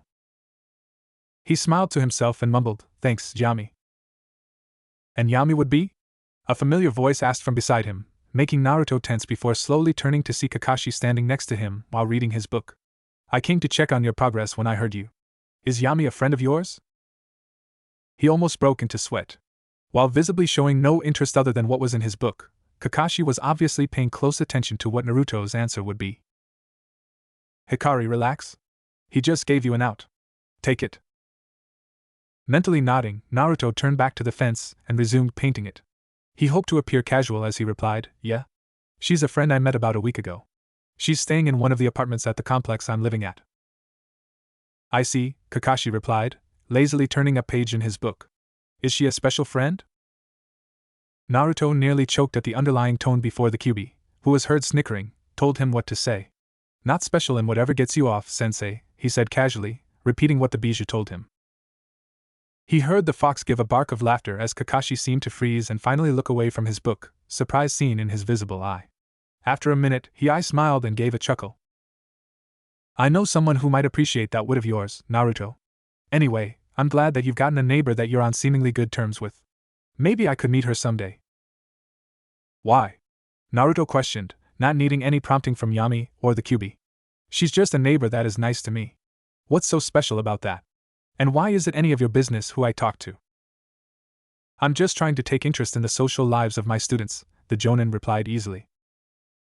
Scoffing, Naruto and his clones finished painting the fence and Naruto returned his brush to the bucket while his clones dispelled. Yeah, or maybe it's weird that some random stranger is being friendly to the fox brat. Not giving Kakashi a chance to reply, Naruto gathered the supplies he had used and headed back to his teammates to see if they were finished. Watching him go, Kakashi sighed to himself and muttered, "This is worse than I thought, Lord Hokage, we've really messed up."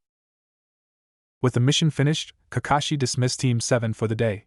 He had to report to the Hokage. "How is Team 7 doing, Kakashi?" asked the Hokage when the Jonin came in to give his report. "Surprisingly okay, all things considered," the man answered, dropping his written report on his leader's desk. "Sasuke is still under the mindset of being a lone wolf, but he still participates in team exercises. Sakura has impressed me by being more focused on her training, and her attitude towards Naruto has changed for the better. She doesn't belittle or strike him like Academy reports stated, and is more open to his suggestions or opinions." "And Naruto?" "He keeps surprising me, sir. When I pointed out what my training methods would entail, he brought up a reasonable concern and even admitted to his own shortcomings. He's also shown incredible initiative in correcting that shortcoming by sending out a shadow clone to find someone to help him." "What subject did he say he was behind on?" "Taijutsu. He admitted his style is more brawler than anything and had his clone seek out Rock Lee. He was fortunate to find Guy also, who agreed to help Naruto find a style in exchange for being a sparring partner for Lee."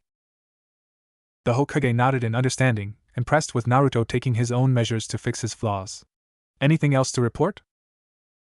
"There was a slight altercation during our first D-rank," Kakashi reported. "One of the store owners confronted Naruto, warning him not to cause trouble while outwardly pointing out his previous penchant for pranking. However, I'm sure she was more concerned about his tenant than him vandalizing her business." "I see. And how did Naruto respond?" "He was respectful in his response to her, though I could tell that he was affected by her prejudice. However, he brought up something that has me worried." The Hokage frowned at that, waving for Kakashi to continue. "He's very bitter, sir. I think the years of prejudice and hatred against him have finally taken their toll, and he called me out on keeping tabs on the quote, fox brat." Sarutobi sighed at that, pinching the bridge of his nose. "He's lost trust in the village." "No offense, Lord Hokage, but what did you expect to happen? For him to roll over and take everything with that smile he hid behind?" "I expected the village to get over their misplaced hatred and see that the demon was just a lonely boy." "And how did that work out?" Kakashi snarked, for once losing patience with the venerated leader. The son of one of the greatest shinobi feels like a stranger in his own home, and the people he will be expected to protect would rather see him gone than accept his help. "What would you have me do, Kakashi? Go back in time and take back every mistake I ever made?" the Hokage fired back. "It'd be a start," the Jonin replied easily. "Nothing will make up for the years of neglect and abuse that boy has suffered through. You assumed he has a second personality? I wouldn't be surprised if he had more than two, just so he could deal with the bullshit he goes through day after day." Sarutobi took a breath to compose himself, not used to being criticized by his subordinates. "The best thing we can do now is make sure he has a real chance to grow as a ninja. It's too late to do much else." "So, it's too late to tell him about his family? About Lord Jiraiya? His maternal ancestry?" Kakashi challenged. "I will speak with Naruto about those things when I feel he is ready." "And when will that be?" "When I decide. That is final." Scowling, the last living student of the fourth Hokage left the office in a flurry of leaves. The following day of training went relatively similar to the first. Teamwork drills were the focus once more, this time centered around gently tossing an egg between one another and taking steps back with every successful catch. It took some time for Sasuke to restrain himself, not used to acting so gentle when his life goal was to kill his traitorous brother. Was he expected to kill Itachi with a gentle hand? Sakura once again showed a willingness to participate, and show she could be an effective teammate. Whenever a mistake was made, she would take a breath and try again. She even surprised the others when she called out Sasuke on throwing the egg too hard for her to safely catch. Naruto behaved similar to Sakura, though he had a bit more trouble holding himself back from getting frustrated with each mistake. At one point when Sasuke threw the egg too hard, he showed a resourceful answer by quickly discarding his jacket and using it to catch the egg. It was slow going, but Team 7 were starting to show they could work together efficiently. Naruto was the most willing, with Sakura being a close second, but Sasuke was still showing moments of stubborn pride, which held him back. It was now evening, and Naruto was heading for the memorial stone after having a small dinner of rice and fish. When he arrived, he saw that Guy-sensei was already there, and the man smiled in greeting as the blonde teen approached. "Good of you to come, Naruto. I already sent off Lee to do some training, so that way I can focus on helping you better understand taijutsu." "I'm ready to learn, sensei," Naruto replied as he was led away from the monument and to a clearing. "Taijutsu is the art of physical combat," Guy lectured. "It involves the use of the human body and can be augmented by chakra if one wishes. One can improve their taijutsu through sparring, practice, and even meditation. Taijutsu is executed by directly accessing the user's physical and mental energies, relying on the stamina and strength gained through training." "I think I understand." "Good. Now, there are two primary styles of technique used throughout all the taijutsu styles of the world, and they are of such importance that each technique has its own style directly related to it. First is Goho, or hard method. This technique meets force with force, either with a linear, head-on force-blocking technique, or by diagonally cutting the strike with one's force. Although Goho requires greater strength for successful execution, it is the mechanics of the technique that accomplish the defense. Does this make sense?" "Yeah. So I'm guessing you and Lee mostly use this technique?" "Correct. We use the strong fist taijutsu style, which uses Goho as its primary method. The Hyuga clan uses the opposite, the gentle fist. The technique used for the gentle fist is Juho, which literally means soft method." "So if Goho meets force with force, what does Juho do?" "The goal of Juho is deflecting the attacker's force to his or her disadvantage, with the defender exerting minimal force and requiring minimal strength.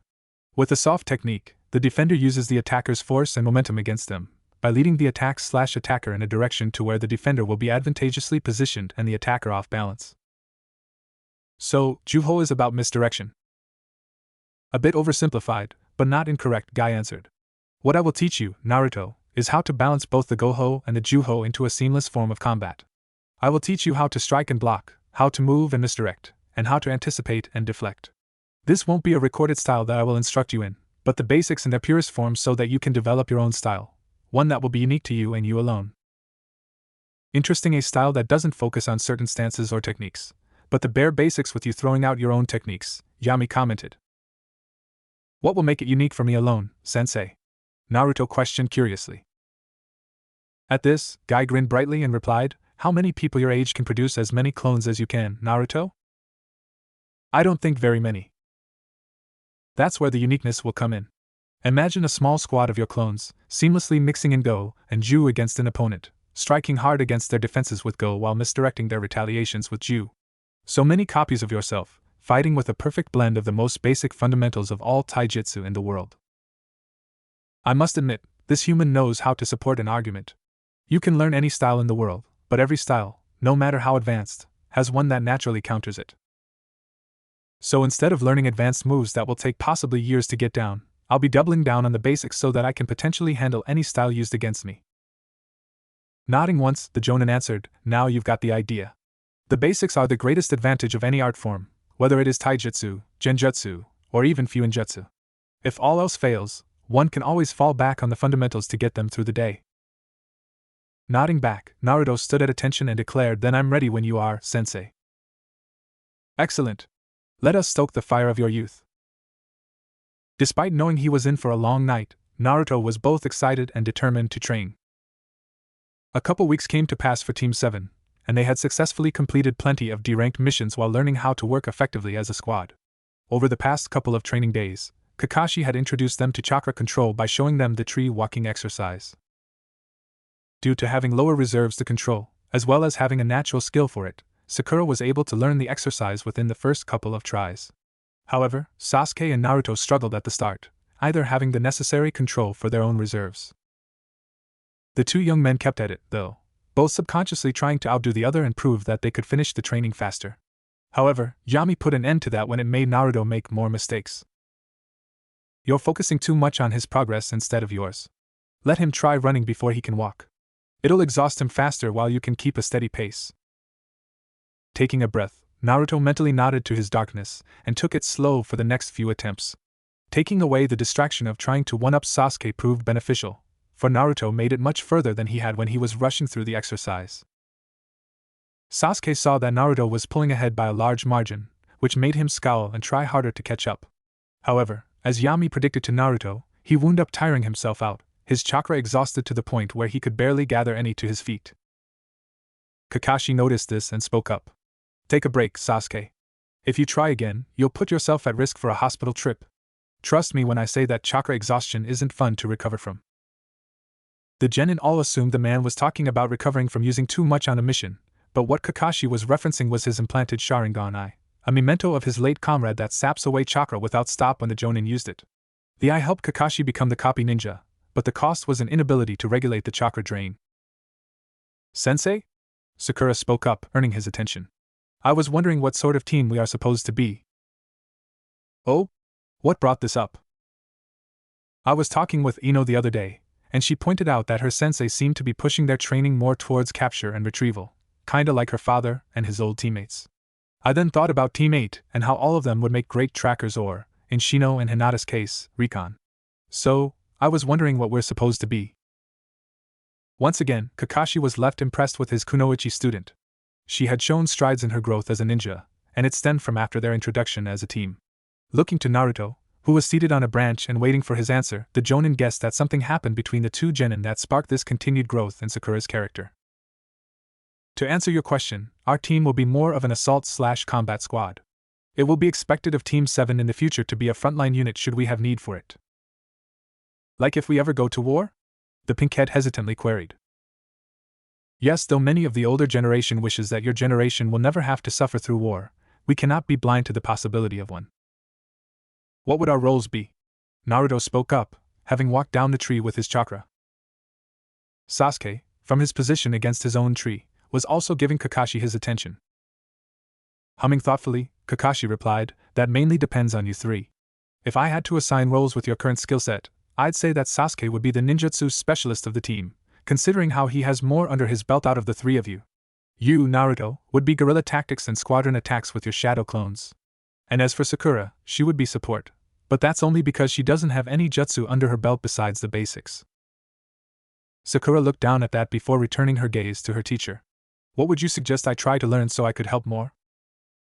Consider what I said before and tell me what you believe the answer is, Sakura. She blinked in surprise at him spinning the question back around on her, but she listened to his suggestion and went over everything the man had said. If Sasuke-kun has ninjutsu covered and Naruto will lean towards more taijutsu-oriented skills, I'd guess my training should focus on genjutsu or even medical ninjutsu. My control is the best out of the three of us, so in theory I should understand those arts easier. In theory, Kakashi repeated, though he nodded at her assessment. Hey, sensei? Naruto asked, getting Kakashi to turn to him. Got anything on Fuinjutsu? That's a rather difficult subject, Naruto. What made you think of it? Something Gai-sensei told me during my first night training with him. He threw it in as a sort of footnote, but it got me thinking about things, personal things. The hint wasn't lost on the jonin, who nodded in understanding. He must be curious about his seal and what makes it tick. But he's aware that he needs to start learning the basics first before he could even attempt studying the seal. I wonder if he'll reach your level, sensei. Or even you, Kushina-senpai. So, do you have anything? Naruto asked again. Kakashi nodded once again. I might have something lying around from my earlier years as a shinobi. He then turned to his other students and asked, would you two like me to search for anything for you also? Anything on advanced fire jutsu, Sasuke immediately answered, not even asking and almost demanding it. We'll see, the jonin replied almost airily. Sakura? If you have anything on genjutsu or medical training, I'd appreciate it, she answered with a respectful bow. The man nodded to his 3 students. I'll see what I can scrounge up. Until then, we have another D rank to get to. A trio of sighs made him give the genin his signature eye smile. Breathing heavily, Naruto struggled to keep a basic stance while Lee, who was panting lightly, faced him with a slightly crouched stance. They had been sparring for the past hour straight, with neither showing any signs of wanting to quit. Observing their spar was Team 9. Guy was on the field watching to see if he'd need to step in at all while his remaining genin were viewing the match from their perch on a random tree branch. Niji Hyuga and Tenten had met Naruto after his first week training with Guy on taijutsu, and while Niji wrote him off as pathetic, Tenten saw potential in the whisker-faced blonde. Gotta admit that it's impressive that he's kept up with Lee for so long, she spoke up, hoping Niji would turn his previous opinion around. Scoffing, the Hyuga replied, that just shows me that Lee's been slacking off if some fresh graduate can keep up with him. You really think that Lee is slacking with all the crazy shit Guy-sensei puts him through? He turned to her at the challenge in her tone. Either Lee is slacking, or he's already reached his peak, and both options are disappointing, considering we're his teammates. We can't expect much from a slacker, nor can we expect much from someone with such pathetic potential. Lee's been dependable since day one, Niji, Tenten argued, frowning at the critique he was giving. Maybe instead of belittling Lee, you could be impressed by that Naruto kid giving his all against Lee. Niji said nothing, turning away from the spar to head for another part of the training field. He wasn't going to hold his breath about anything amazing happening when he could focus on improving himself. Tenten scowled at Niji's back as he left, annoyed at his dismissal of their teammate, and the surprised genin their sensei was tutoring. Turning back to the spar, she winced when she saw Naruto barely move around a roundhouse from Lee, only for it to be a feint for a snap kick that struck the blonde's chest and sent him to the ground gasping for air. Almost, kid, she muttered sympathetically as she dropped from her perch and headed towards the 3 of them. That was a wonderful spar, Naruto-san, Lee exclaimed with a tired grin. You really pushed me, and your refusal to give up was inspiring. Naruto, who managed to sit up, was more focused on regaining his breath than he was on forming a response.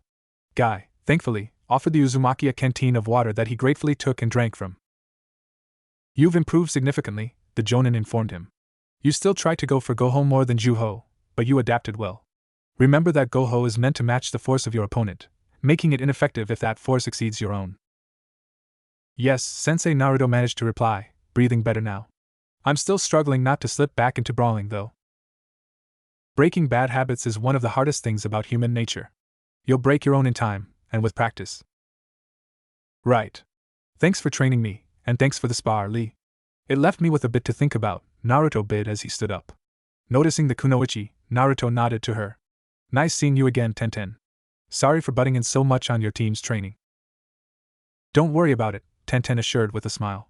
You're definitely getting better though. Keep at it, and you'll beat Lee someday. While trying to be supportive, she also was teasing her taijutsu-oriented teammate, who let out a cry of motivation and took off in a burst of speed to train. Sometimes it was just too easy. Until next time, young Naruto, Guy bid as Naruto left for home. Team 7 reporting for another mission, Lord Hokage, Kakashi announced as he led his genin to the mission distributary. It had been another week since the training day where his students asked for extra studying material. The village leader happened to be there that day instead of working in his office. Iruka was there too, and he gave Team 7 a kind smile and greeting that was returned by Sakura while Sasuke ignored him and Naruto was seen reading over a scroll given to him by Guy. It was offered to him to detail certain physical conditioning exercises that would help him improve his physical health. Naruto was shorter than many of his old classmates due to his diet, which he was working on after Guy and Kakashi spoke with him about it. Ayam was also a major voice of reason, showing her concern for him one evening he came to eat some ramen. Seeing her worry for him drove home that he needed to change his eating habits. She and her father were 2 people Naruto trusted above many others, with Kat being up there as well. And Naruto didn't want those he cared about to worry about him. Well, the Hokage spoke up, there are plenty of D rank to select from, with Finding Tora being one that has the highest pay. Sakura shivered at that while Sasuke's brow twitched. That mission was nothing more than a method of torturing fresh genin teams. Why else was it always an available option? Naruto perked up at that though. How much does it pay compared to the others? He asked curiously, earning worried glances from his teammates, and an amused one from Kakashi. It varies, but the minimum pay is twice that of a standard D rank. I believe the record high is 5 times the amount, Irika added his 2 cents. That's around the same pay as a middle-tier C rank. Can we dash? The Uzumaki made to request before he was pulled back by Sakura, who placed her hand over his mouth. Sasuke joined in by giving the blonde an almost murderous glare. Pansy's Yami spoke up with a snort.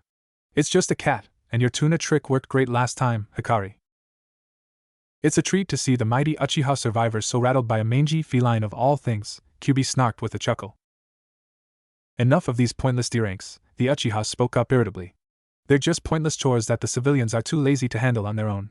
Give us a C rank. I'm more than ready. And are your teammates? The Hokage challenged calmly, not missing a beat. It's not just your skill set that you must take into consideration, young Sasuke. You are part of a team, not a solo act. The Uchiha silently seethed at being talked down to, but he knew he was nowhere near a match for the Hokage, despite his advanced age. Sakura let go of Naruto so that she could stand beside her crush and speak. I believe we're all ready, Lord Hokage. Do you? And what helps you support this claim? Kakashi-sensei may be late every day, but he still teaches us plenty. We've completed several teamwork exercises, sensei gave each of us something new to study, and I believe we've completed the minimum requirement for D ranks to request for a C rank. Taking a moment to look over their team's record, Irika gave the Hokage a nod of confirmation. Besides, if something happens that we can't handle, then Kakashi-sensei should be able to get us out of trouble, Sakura finished, taking a breath at the end. It was nerve-wracking to speak directly to the village leader, after all. The Hokage hummed thoughtfully, studying the 3 genin before turning to the jonin. Do you believe them ready? Kakashi sighed and rubbed the back of his head. Admittedly, I'd like to have them train a bit more before taking on a C rank, but Sakura made solid arguments that I can agree with. They've all improved since becoming a team.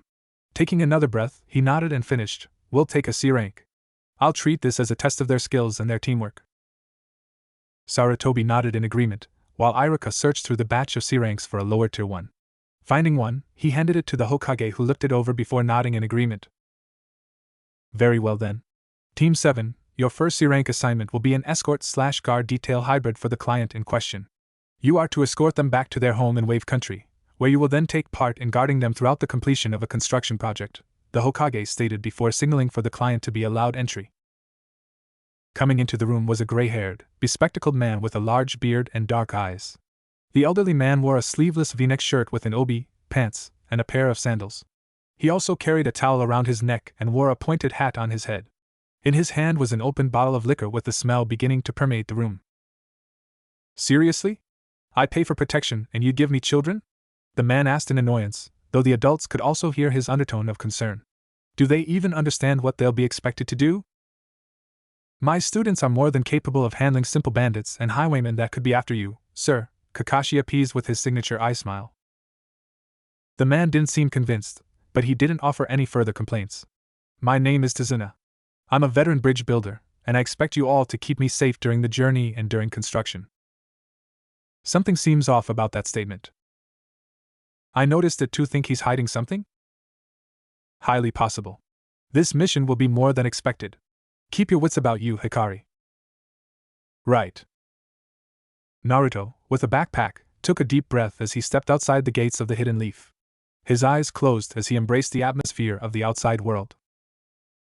It's different, he murmured. I mean, I know that there are plenty of trees and forests in the village, but this just feels different. It's the deep breath before the plunge, Kakashi replied warmly, standing beside his blonde student. I was the same way during my first mission outside the village walls.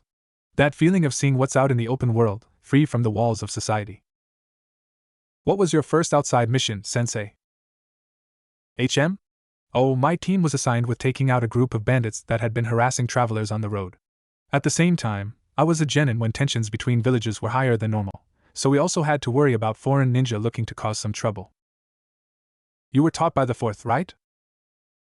Kakashi hesitated to answer, but he still gave a slow nod.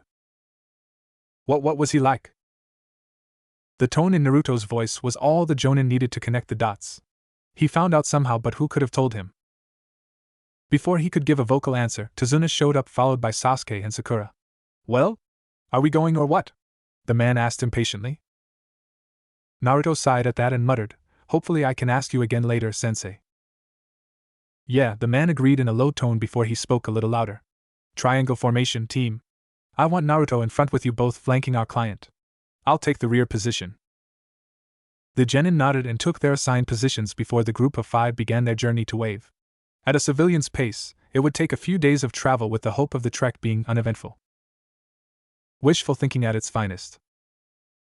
After the first couple of hours, Sakura decided to talk with their client. Excuse me, Tazuna-san? Yeah, what? I was just wondering, why not have ninja from the land of waves escort you to the Leaf and back home? We don't have ninja, girlie. We're a small fishing country with access to the sea. At most, there are militiamen who assist with security and policing. Naruto rose a brow at the man's subtle sarcasm. He must not like their methods or something else is up, and he hopes to have us be a buffer for these militiamen guys. I was thinking the same thing. That's why I asked the Leaf for protection detail for my trip back home. On the way to your village, I nearly had a run-in with bandits because I was by myself. I didn't want the hassle when going back home, even if it was a bit costly to hire you kids. Naruto decided to tune out any further discussion between the client and his teammate in favor of observing the road ahead. When he spotted a puddle on the ground, he frowned faintly. Obvious trap, it hasn't rained in weeks. But why would ninja be on this road? Subtly, he readied a kunai with a tag wrapped around it. Thanks to the book on Jutsu that Kakashi gave him, Naruto had prepared several different sealing tags for this mission with the notion of being safe over Sari. This tag was a basic explosive seal with little power, a means of creating distance and intimidating his opponent. When the group passed the puddle, the water rose and took the shape of a person before a cloaked man was revealed with a second joining them not a second later. They both had clawed gauntlets that connected to the other via a spike chain, and they planned to use that as they rushed toward Kakashi from behind. Seeing an opening, Naruto spiked chakra into the tag and threw his kunai through the space between Sakura and Tazuna, having primed the tag so that it would detonate after it passed Kakashi. The two mist ninja were shocked at being spotted, and they ceased their charge to leap away just before the explosive went off. Shadow clone, Naruto declared, breaking past the group while forming 5 clones that rushed their ambushers while he readied another tagged kunai. Sakura, having broken through her initial shock, composed herself and took position in front of Tazuna while facing the mist ninja being charged by Naruto's clones. Sasuke, while annoyed at not having been on the ball, threw a volley of shuriken that flew safely above Naruto and his clones and headed for the enemy. One of the twin ninja dealt with the shuriken easily, batting them away with a kunai before swinging his arm with the chain. His twin used the momentum of his brother's pull to fly forward and meet the charging clones. He disconnected the chain connecting him to his brother so that his momentum wouldn't be halted, tearing into the clones just in time for the original to clash his kunai with his gauntlet. Clever brat, the ninja growled out, earning a feral smirk from said brat. Cleverer than you, he taunted as he activated the tag, creating a proximity explosion that engulfed them both in a burst of fire. This surprised everyone before they noticed Naruto standing beside Kakashi looking perfectly fine. Excellent use of substitution, the Jonin mentally praised, seeing the charred remains of a log where his student should have been. The other victim of the blast wasn't so fortunate. Meizu, the other twin, cried out in alarm, watching as his brother was blasted backward and slammed into a tree while covered in burns. I'll kill you, brat. He made to charge, but he was caught off guard by a vicious clothesline from Kakashi, who used the body flicker to blur right into his path. Having been struck in the throat, Gozu quickly lost consciousness and slumped in the Jonin's grasp before his body was carelessly tossed beside his equally unconscious brother. Excellent work, team, Kakashi praised. Naruto, you managed to reverse their ambush very well and you two reacted perfectly. However, next time try to give some sort of signal to your teammates so that they aren't caught off guard. Naruto nodded in understanding while Sakura smiled faintly at the praise. Sasuke was still frowning, annoyed that he didn't catch the ambush before Naruto acted. Kakashi then tied up the two mist ninja with steel wire, relieving them of their weapons and tools and waking up the unburnt one. What is your purpose in the land of fire? The ninja, still angered at being bested by a brat, stubbornly remained silent before his body spasmed violently. This was thanks to Kakashi running lightning-style chakra through the wire and shocking him, which also forced the unconscious brother awake with a cry of pain. What is your purpose in our territory? I'd rather not have to ask a third time. Gasping for breath, the demon brothers glared at the man. When his hand gave another brief spark, they tensed before submitting and answering his questions. After interrogating them, Kakashi knocked them out again and had one of his ninja hounds head back to the village to deliver a report of the situation. With that done, he turned his attention to a now nervous Tazuna. You never mentioned that a business tycoon wanted your life, or that ninja were hired to end it, he accused. We don't take too kindly to having the real dangers of a mission kept from us, especially when the wrong sort of team is assigned to that mission. I am sorry. It was all we could afford. You have to understand, Gato has a chokehold on Wave.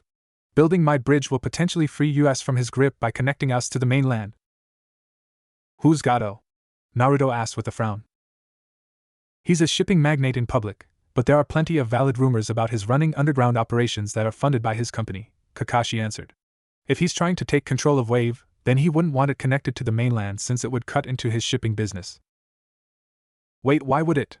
The Uzumaki doubted. Idiot, Sasuke insulted. It would mean that he would lose money, and someone like him wouldn't hesitate to remove any competition. That's stupid, he scoffed, confusing the others. If I were him, I'd let Tazuna finish his bridge. What? Why? The bridge builder questioned. If this guy is as greedy as you all are saying, and if he's really trying to take control of Wave, what's to stop him from letting you waste all your money and effort on the bridge and simply take it over from you?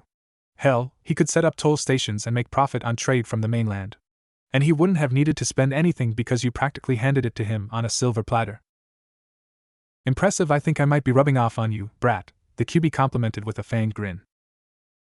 Tazuna looked dumbfounded at that for a moment, while Kakashi frowned faintly and nodded after a moment. That's definitely possible, the Jonin agreed. Still, the fact that ninja were sent to kill Tazuna could mean he hasn't yet considered that option. Sakura then spoke up, adding on to Naruto's commentary.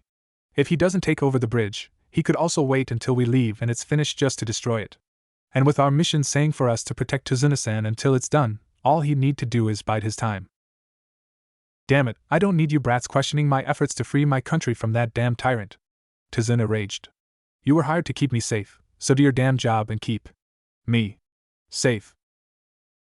Actually, Kakashi spoke up again, the mission has become null and void. What? The bridge builder repeated with a look of despair. You lied about the real threat the mission imposes, placing my students at risk by paying for a C-rank mission when this mission is easily B-rank, possibly even A-ranked. By all rights, we can leave you here and keep your money as compensation for your attempted deception. This could also blacklist your country from receiving any help from us in the future. No! Please don't leave me here. I'm begging you. The man implored desperately. Sakura looked away from him, trying not to look guilty at the possibility of leaving a man and his country doomed. Sasuke was standing with an impatient scowl, wanting Kakashi to decide instead of beating around the bush. Continue or not, he didn't care, so long as a decision was made. As for Naruto, Sensei, he spoke up, getting Kakashi's attention. Maybe we should help him. Oh? And why do you think we should when our client has already lied to us once? What's stopping him from taking advantage of us further? I'm not saying we let him off scot-free for this.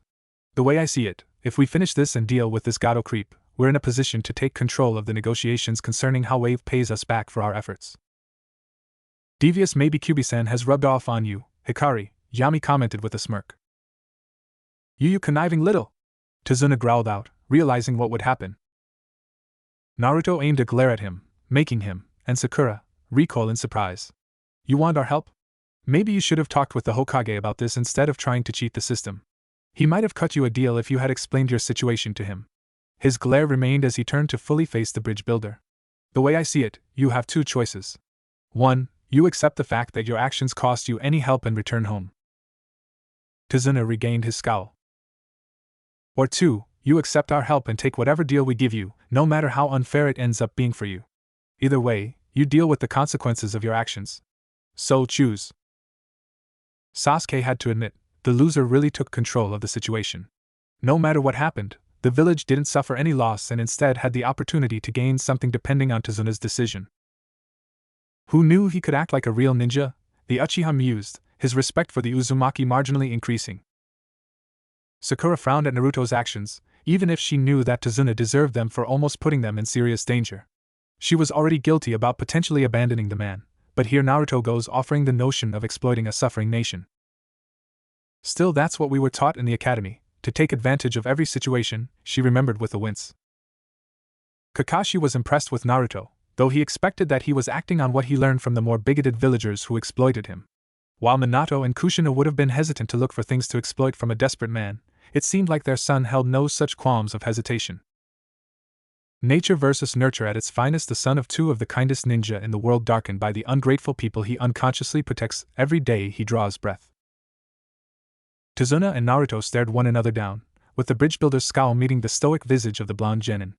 In the man's eyes, the brat was saying he either goes home to possibly die or he trades one leash for another. Mentally, he was cursing himself for convincing his people to go through with this whole idea. He convinced them to take a sucker's bet, and now it was biting his country in the ass. And the worst part was that it was all his fault for trying to get one over on a ninja village. Fine, he grit out. I'll accept your help so long as you take care of Gato for good. Naruto nodded once before turning to Kakashi. The Jonin sighed before summoning another of his hounds. Quickly filling out an update via scroll, he handed it to the hound and sent it off to the village. And now we wait for a response, Kakashi announced, nodding his head to a small clearing off to the side of the road. We may as well get comfortable while we wait. His genin complied without issue, each taking a seat on the ground and pulling out a ration to eat during their wait. Tazuna chose to stand away from the genin, still angry at everything that was happening and at himself for ending up in this situation. How could this get any worse? He mentally groused, downing the last of his liquor. I didn't expect you to be so cutthroat, loser, Sasuke commented as the genin of Team 7 sat on the side of the road while Kakashi spoke more with Tazuna. You were always so damn cheery in the academy. Naruto said nothing to that, silently eating a ration bar. Just a bit ago, a pair of ANBU had come and taken the knocked out bodies of the demon brothers. They did their job diligently, not saying anything and vanishing in just a moment with only a nod to Kakashi. How could you do that, Naruto? Sakura asked softly, guilt laced into her voice. I don't feel like risking my life for someone who seems to think it's okay to do it for me, Naruto answered blandly. Let me tell you something you really need to know, Sakura. The world isn't all sunshine and rainbows. It's a cruel and nasty place. And I don't care how tough you are, it will beat you to your knees and keep you there permanently if you let it. You, me, or nobody is gonna hit you as hard as life will. But it's not about how hard you're hit. It's about how hard you can get hit and keep moving forward, how much you can take and keep moving forward. 1. His cerulean orbs bored into her emerald ones, and she couldn't help feeling so small under their gaze. That is how you survive, he finished. By taking the hits, getting back on your feet, and giving them back. Nudging his head towards Tazuna, he added, Wave is taking hits because of Gato right now. Tazuna wants to try and get them to stand back up, but unless they do something about Gato, they'll just get beat back down to their knees. You still need to hit back too, Hikari Yami spoke up within his mind, but he didn't respond. But what can they do? Sakura challenged. They're struggling as it is, and Tazuna had to lie just to get help from the village. Sasuke scoffed at that, earning her attention. Isn't it obvious? They expect us to do something about Gato. Tazuna only accepted Naruto's stipulation if we deal with him for good. What do you think that means? The pink-haired girl swallowed heavily at her crush's question. She didn't need to answer, for the three of them all knew what Tazuna would prefer in the end. What I'm curious about is what the Hokage will do when he reads Kakashi-sensei's message, the Uchiha continued. Will he order us to return, or maybe send us some backup? Naruto noticed someone approaching and spoke up, Sensei, incoming. The Jonin looked away from the bridge builder and stepped up beside his genin to greet the newcomer. As they got closer, he recognized the uniform, their mask, and the long purple hair flowing behind them as they arrived. When they landed, Kakashi gave his signature eye smile and greeted, Good to see you, cat. She stood up from her landing crouch and nodded back to him. Senpai. Lord Hokage sent me as backup for your squad based on the assumed threat level of the mission and the change in parameters. Change? Yes. Due to the parties involved, this mission is now three-part, escorting the bridge builder, protecting the bridge builder, and the disposal of Gato. The silver-haired man sighed at that. I see. I admit I was hoping we wouldn't have to get involved with Gato. My genin don't need to deal with something like this so soon in their careers. I understand, Senpai, but these are our orders, Kat replied. Well, I suppose we'd better introduce you to my team. These are Sasuke Uchiha, Sakura Haruno, and... I'm glad you're here, Kat, Naruto interrupted as he, much to Kakashi's surprise, gave a genuine smile to the ANBU woman. And the man could sense her smile as she said back, I'm looking forward to seeing how much you've improved, Naruto-kun. I hear you're the one who gave Tazuna-san his ultimatum. I get enough crap back home, he defended. I don't need it out here. Things were supposed to be different. She stepped closer to him and pulled him in, one arm hugging him to her as her free hand gently brushed the top of his head. I know. The rest of Team 7, having come to realize that Naruto wasn't as he portrayed himself in the academy, were surprised at how close he was to one of the village's covert operatives. Based on how they spoke and how she was quick to comfort him, they had known one another for quite some time. As they pulled away, Kakashi turned to Tazuna and informed him, "We'll be continuing on with the mission. You should be more than safe with myself and one of our ENBU protecting you while my genin provide support." While the man was still angry about how the whiskered blonde brat had offered him an ultimatum, he was grateful that the Leaf Ninja weren't going to just leave him to fend for himself. And based on the masked woman's sheathed sword, he could only hope that she would use it to get rid of that greedy bastard Gato. It was either they leave me to return and tell everyone how badly I fucked things up, or we accept their help and let them take charge of the negotiations, he mused sourly. I know trying to get one over on a ninja village was risky, but I never imagined that the consequences would be this bad. The man just nodded and the group of 6 continued on. He was in the center with the girl, the 2 boys were flanking them, their teacher was up front, and the masked woman was holding the rear. With luck, he would make it home safely. It was a little over a day later that found them all on a boat silently moving across the waters through some dense fog. While barely visible, the bridge Tazuna was building could be seen, and it was admittedly a very impressive structure.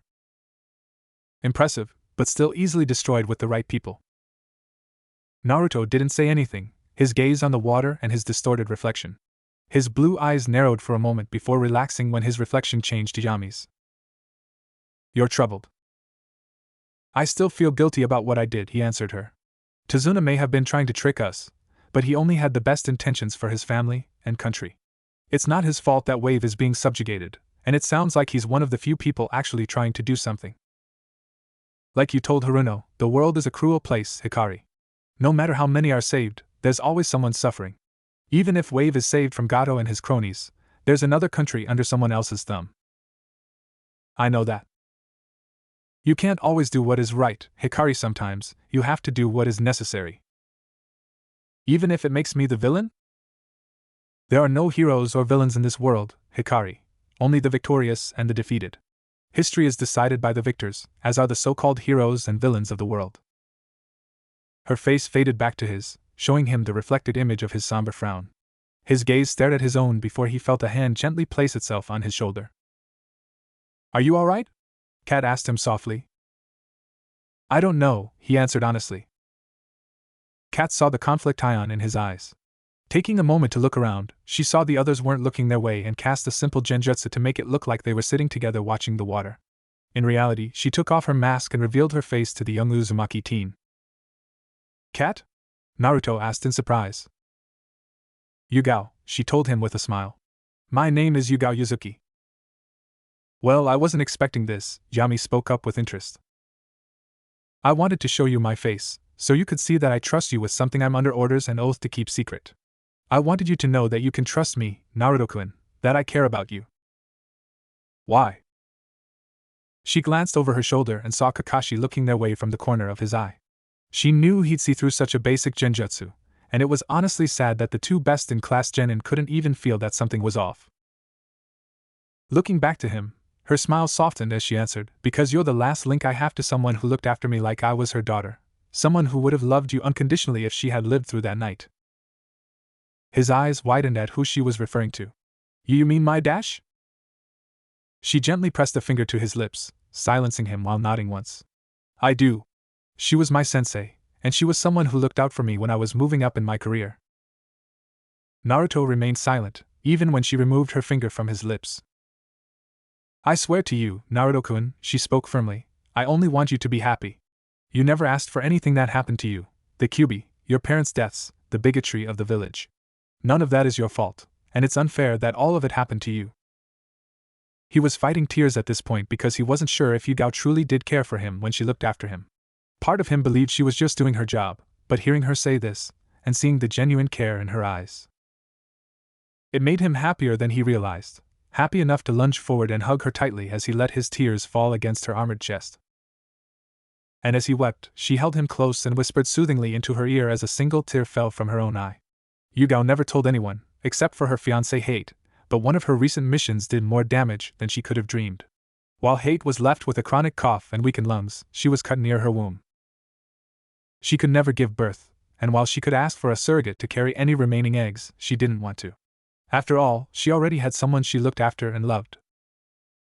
She already had a son. You sure?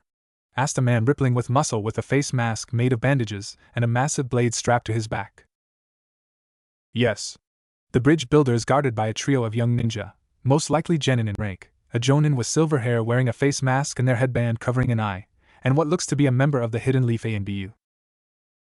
The response came from a soft-spoken person wearing a mask that linked them to the Hidden Mist Hunter ninja. They were taking a knee before the man, with their head bowed submissively. So, we got a trio of brats, Kakashi of the Sharingan, and a Black Ops member, he mused. Keep an eye on them, Haku. Get as close as you can without getting spotted and tell me what you think of them. And if I'm noticed? Haku asked. Play the role you're wearing, a hunter nin following the trail of a bounty. By your will, Lord Zabuza.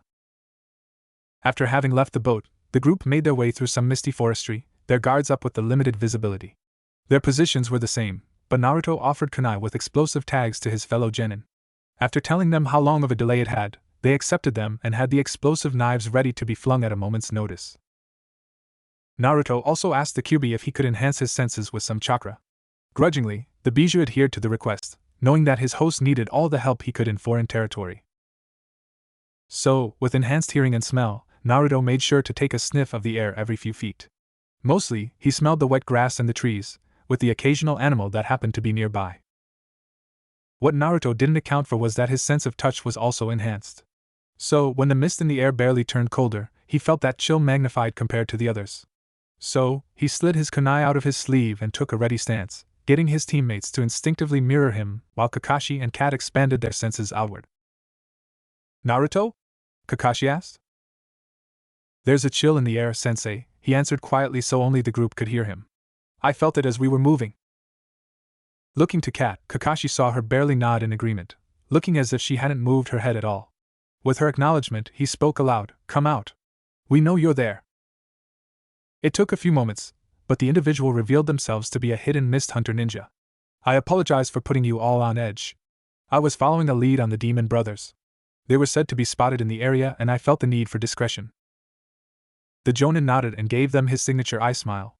Then I'd be happy to inform you that we dealt with them the other day on the road a few miles from the Hidden Leaf village.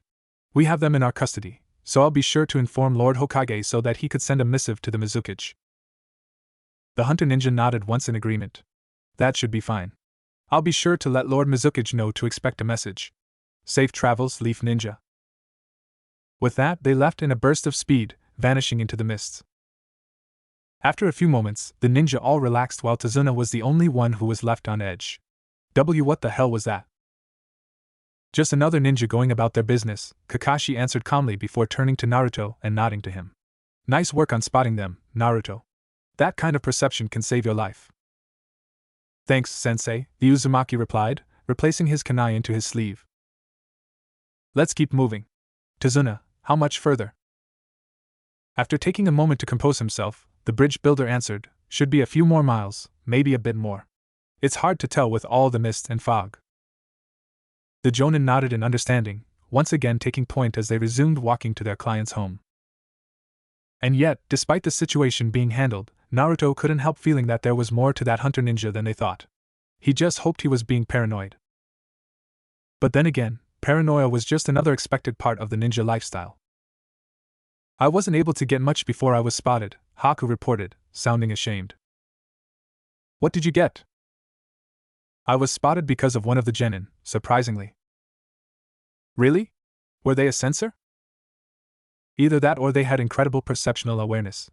They spotted me because the mist in the area I was in was colder than the others, but I made sure that it was barely any colder. They either sensed my chakra, or they could feel that minute change in temperature. So either he could sense you, or his nerves made him paranoid, and he got lucky, Zabuza mused. Still, either way, it's impressive that he forced you to reveal yourself. What did you tell Hataki? That I was following a lead on the demon brothers. Turns out, they never reported because they were already handled by Kakashi and his team. They're in the custody of the Hidden Leaf now. Which means that Hataki more than likely knows about me being here, the man concluded. And that means he'll be more prepared when I reveal myself. I'm sorry. I should have been more careful, Haku tried apologizing, but Zabuza waved it off. No, Kakashi already knew I was here. At least he isn't aware that you're working for me. We can still catch him, his brats, and that ANBU by surprise when the time comes. In the meantime, I have another task for you. Yes, sir? Try to catch that blonde who noticed you alone. Get a read on him, see if it was just a fluke. If it wasn't, he may be useful in the future. He chuckled and added, after we deal with the others first, of course. Of course, Lord Zabuza. I'd like to thank you, Leaf Ninja, for escorting my father here safely, Tsunami, the daughter of Tazuna, said gratefully. It means the world to me. No thanks needed, ma'am, Kakashi replied. We're simply doing our job. You can stop pretending to be so generous, Tazuna scoffed as he set his hat on a hook. He looked to his daughter and admitted, they know I tried to trick them. Tsunami frowned at him before she sighed and gave the ninja a deep bow from the waist. I'm so sorry, I know it was wrong, but we. Kakashi rose a hand to stop her. The matter has been handled by Lord Hokage. We've been tasked with protecting your father, as well as handling Gato. Tsunami looked confused. Handling him how? In whatever way gets him to let go of his hold on your country, Cat answered. Of course, since you are family of our client, we will keep you safe as well, ma'am. The woman looked visibly relieved at that, and her smile became a bit brighter. Thank you again. Why are you thanking them, Mom? The young boy Inari asked her with a frown. They haven't done anything yet. Naruto took one look at the boy, and he didn't like what he saw.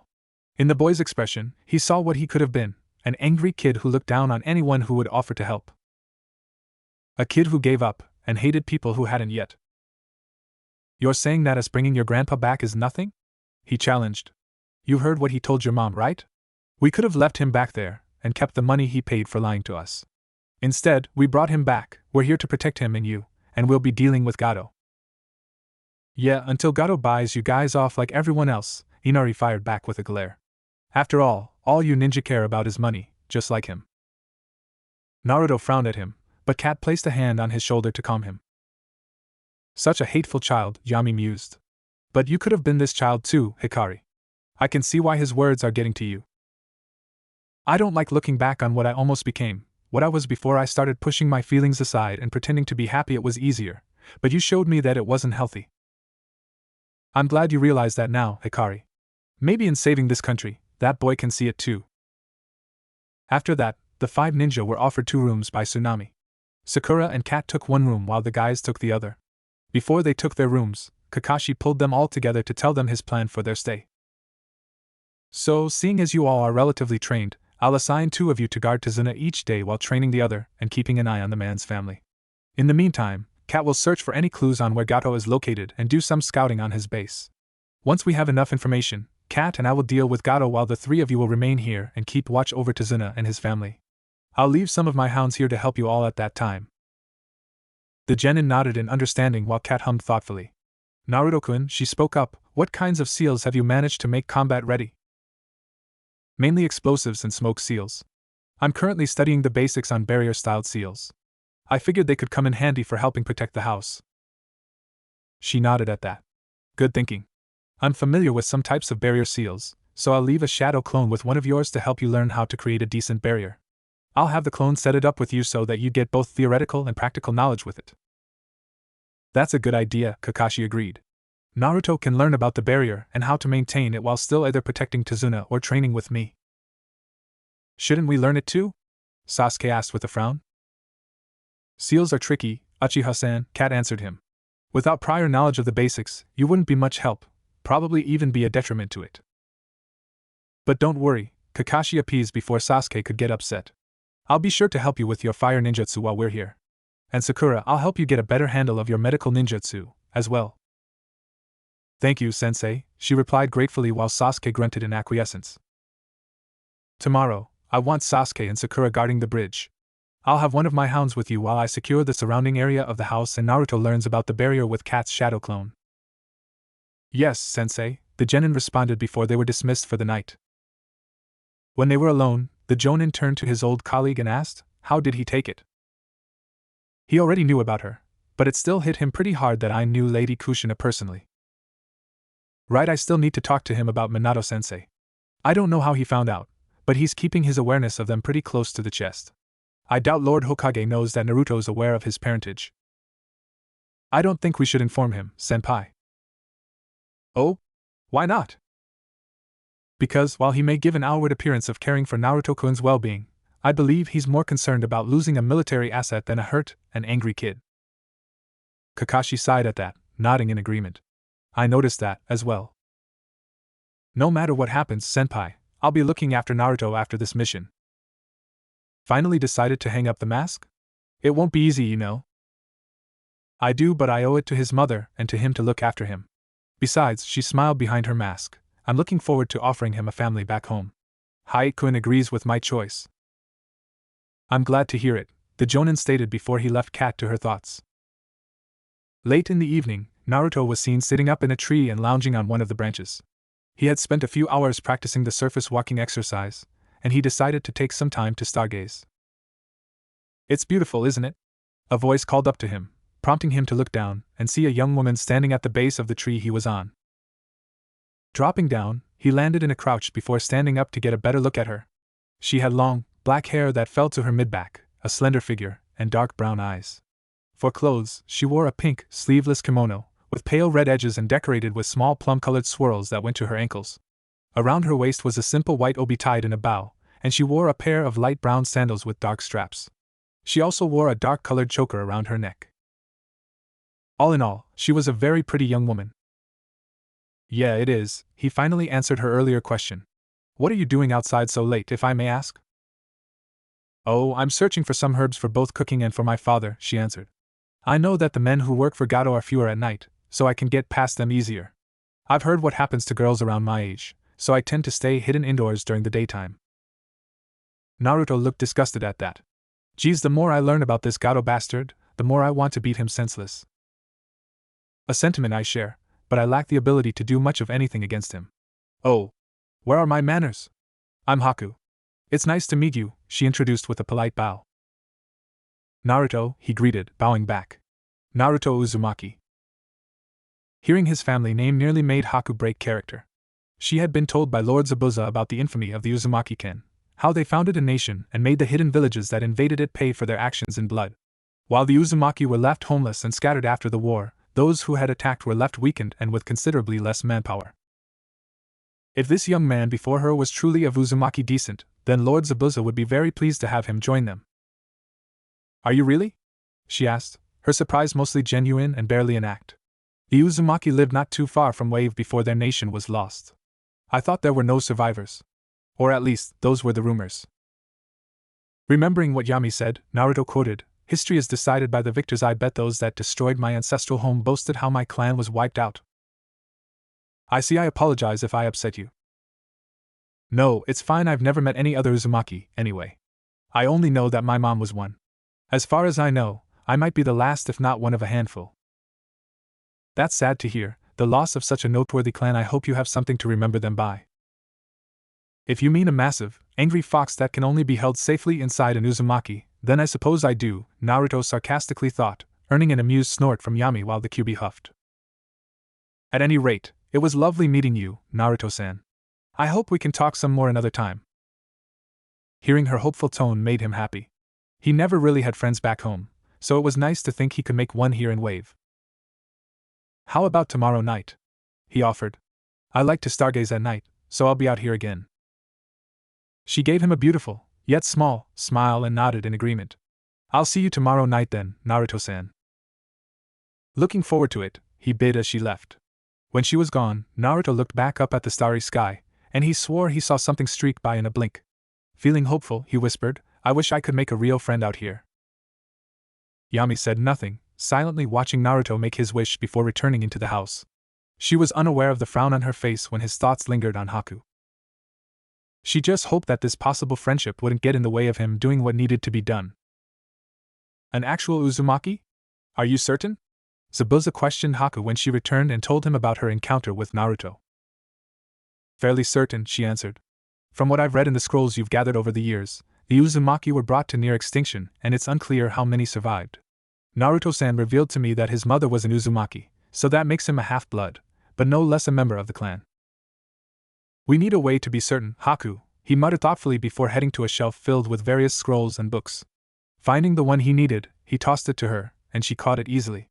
Next time you meet him, have him look at that. It's got some sealing formulas unique to the Uzumaki clan in it, and a lot of Uzumaki seals required blood to use them. Realization dawned on the ice Kunoichi. You wish to test the legitimacy of his claim, and see if his blood activates the seal. Exactly. When will you meet him again? Tomorrow evening, she replied, though her expression slowly morphed into one of guilt. Lord Zabuza, if he truly is an Uzumaki, will we have to kill him?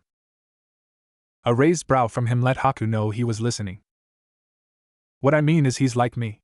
We both could be the last of our clans, and I can tell in his eyes and in his voice that he suffered like I have. She looked to her most precious person, her eyes riddled with indecisiveness and pleading. Can we not have him join us? He smirked behind his bandaged mask. Quite taken with him already, eh? She didn't react to his teasing, and actually nodded in response. We could understand each other. The smirk remained for a moment before he sobered his expression. He's a leaf ninja, Haku. A genin at that. I doubt he'd be willing to run away just because a cute girl asked him to. This time, Haku did blush because Zabuza complimented her. I still wish to try. As long as you don't give away who we really are. She smiled gratefully to him. Thank you, Lord Zabuza. Barrier-based seals can be both a broad subject and a specialized one, Naruto-kun, Yugao, or rather, her shadow clone, explained, sitting at a table with her temporary student in Tazuna's home. Kakashi and the other genin of Team 7 were with Tazuna at the bridge. Tsunami was cleaning the dishes used for breakfast, Inari was sitting outside on the docks, and the real Yugao was performing reconnaissance. This left Naruto with her clone, learning the basics of barrier Fuinjutsu. Although originally, the plan was for Team 7 to go with Tazuna as a group, Kakashi and Yugao agreed that leaving someone behind to look after Tazuna's family could help the man focus on completing the bridge. While shadow clones were very useful in being multiple places at once, they were left with only part of the host's chakra stores and dispelled in a single blow unless enhanced with more chakra. Neither of the Jonin class shinobi wanted to waste that much chakra. They needed to be conservative with their stores to be more efficient in their prioritized duties. How so? He asked. Well, think of it like the different branches of shinobi techniques. If you're aiming to go broader in your training, you'd study multiple subjects, but wouldn't particularly specialize in any of them.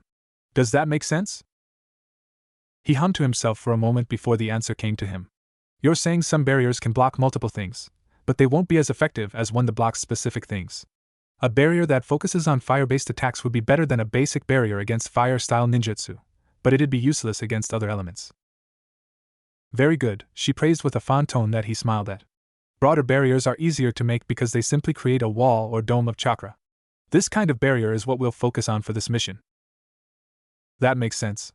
No point in going too deep in this kind of Fuinjutsu when we won't stay here longer than necessary, Yami commented. Gotcha. So, how do we start?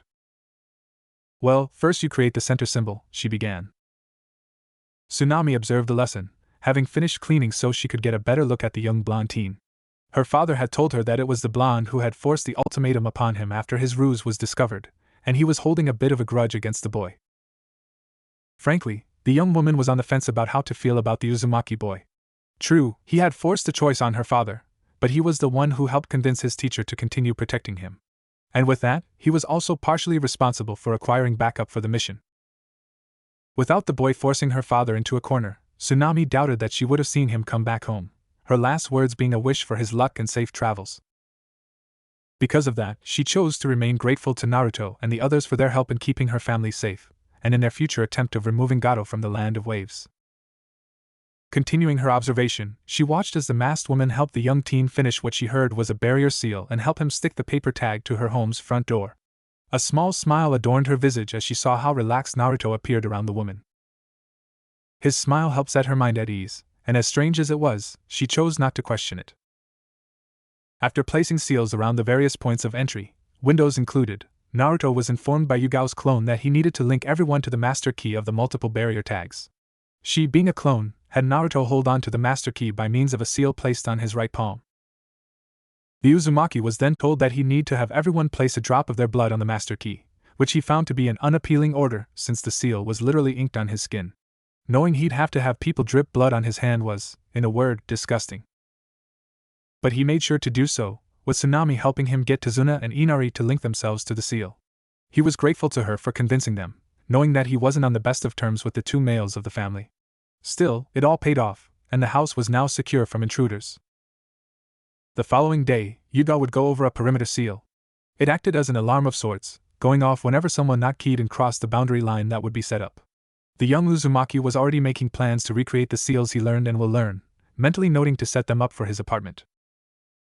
He was worried about some of the bolder villagers taking advantage of his absence to vandalize his home, something he found ironic since his reputation as a prankster also had many in the village label him as a vandal. Currently, he was meditating on the roof of the house so that he could speak with Yami and the Kyubi. I've been thinking about the mission so far. How so? It's too quiet. Don't you think? You may be right. So far, you've only encountered those two Miss Shinobi and that hunter ninja. You'd think someone like Gato, given the reputation both that bridge builder and your sensei told you, would be willing to hire more ninja to dispose of the stupid drunk. Maybe he has, and they're lying in wait for an opportunity to strike? Maybe I'm wondering if Gato is just waiting for Tazuna to finish and kill him then, like I mentioned before. You can't rule that out, Hikari. Stay on your guard. Anyone could be working for him like that girl from the other night. Haku? Why do you think that?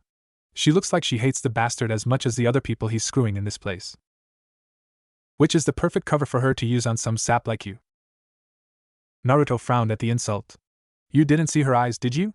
You're always so untrusting of others that you don't even look at them, you just immediately assume that they're out to hurt us. She frowned back and got in his face while the Kyubi watched with an interested smirk. And did anyone look at us when they were treating us like we were less than dirt? Did anyone who called you a freak, a demon, a waste, or a bastard care to give us a chance? Unfazed, Naruto calmly replied, she had the same eyes we have, Yami the same pain.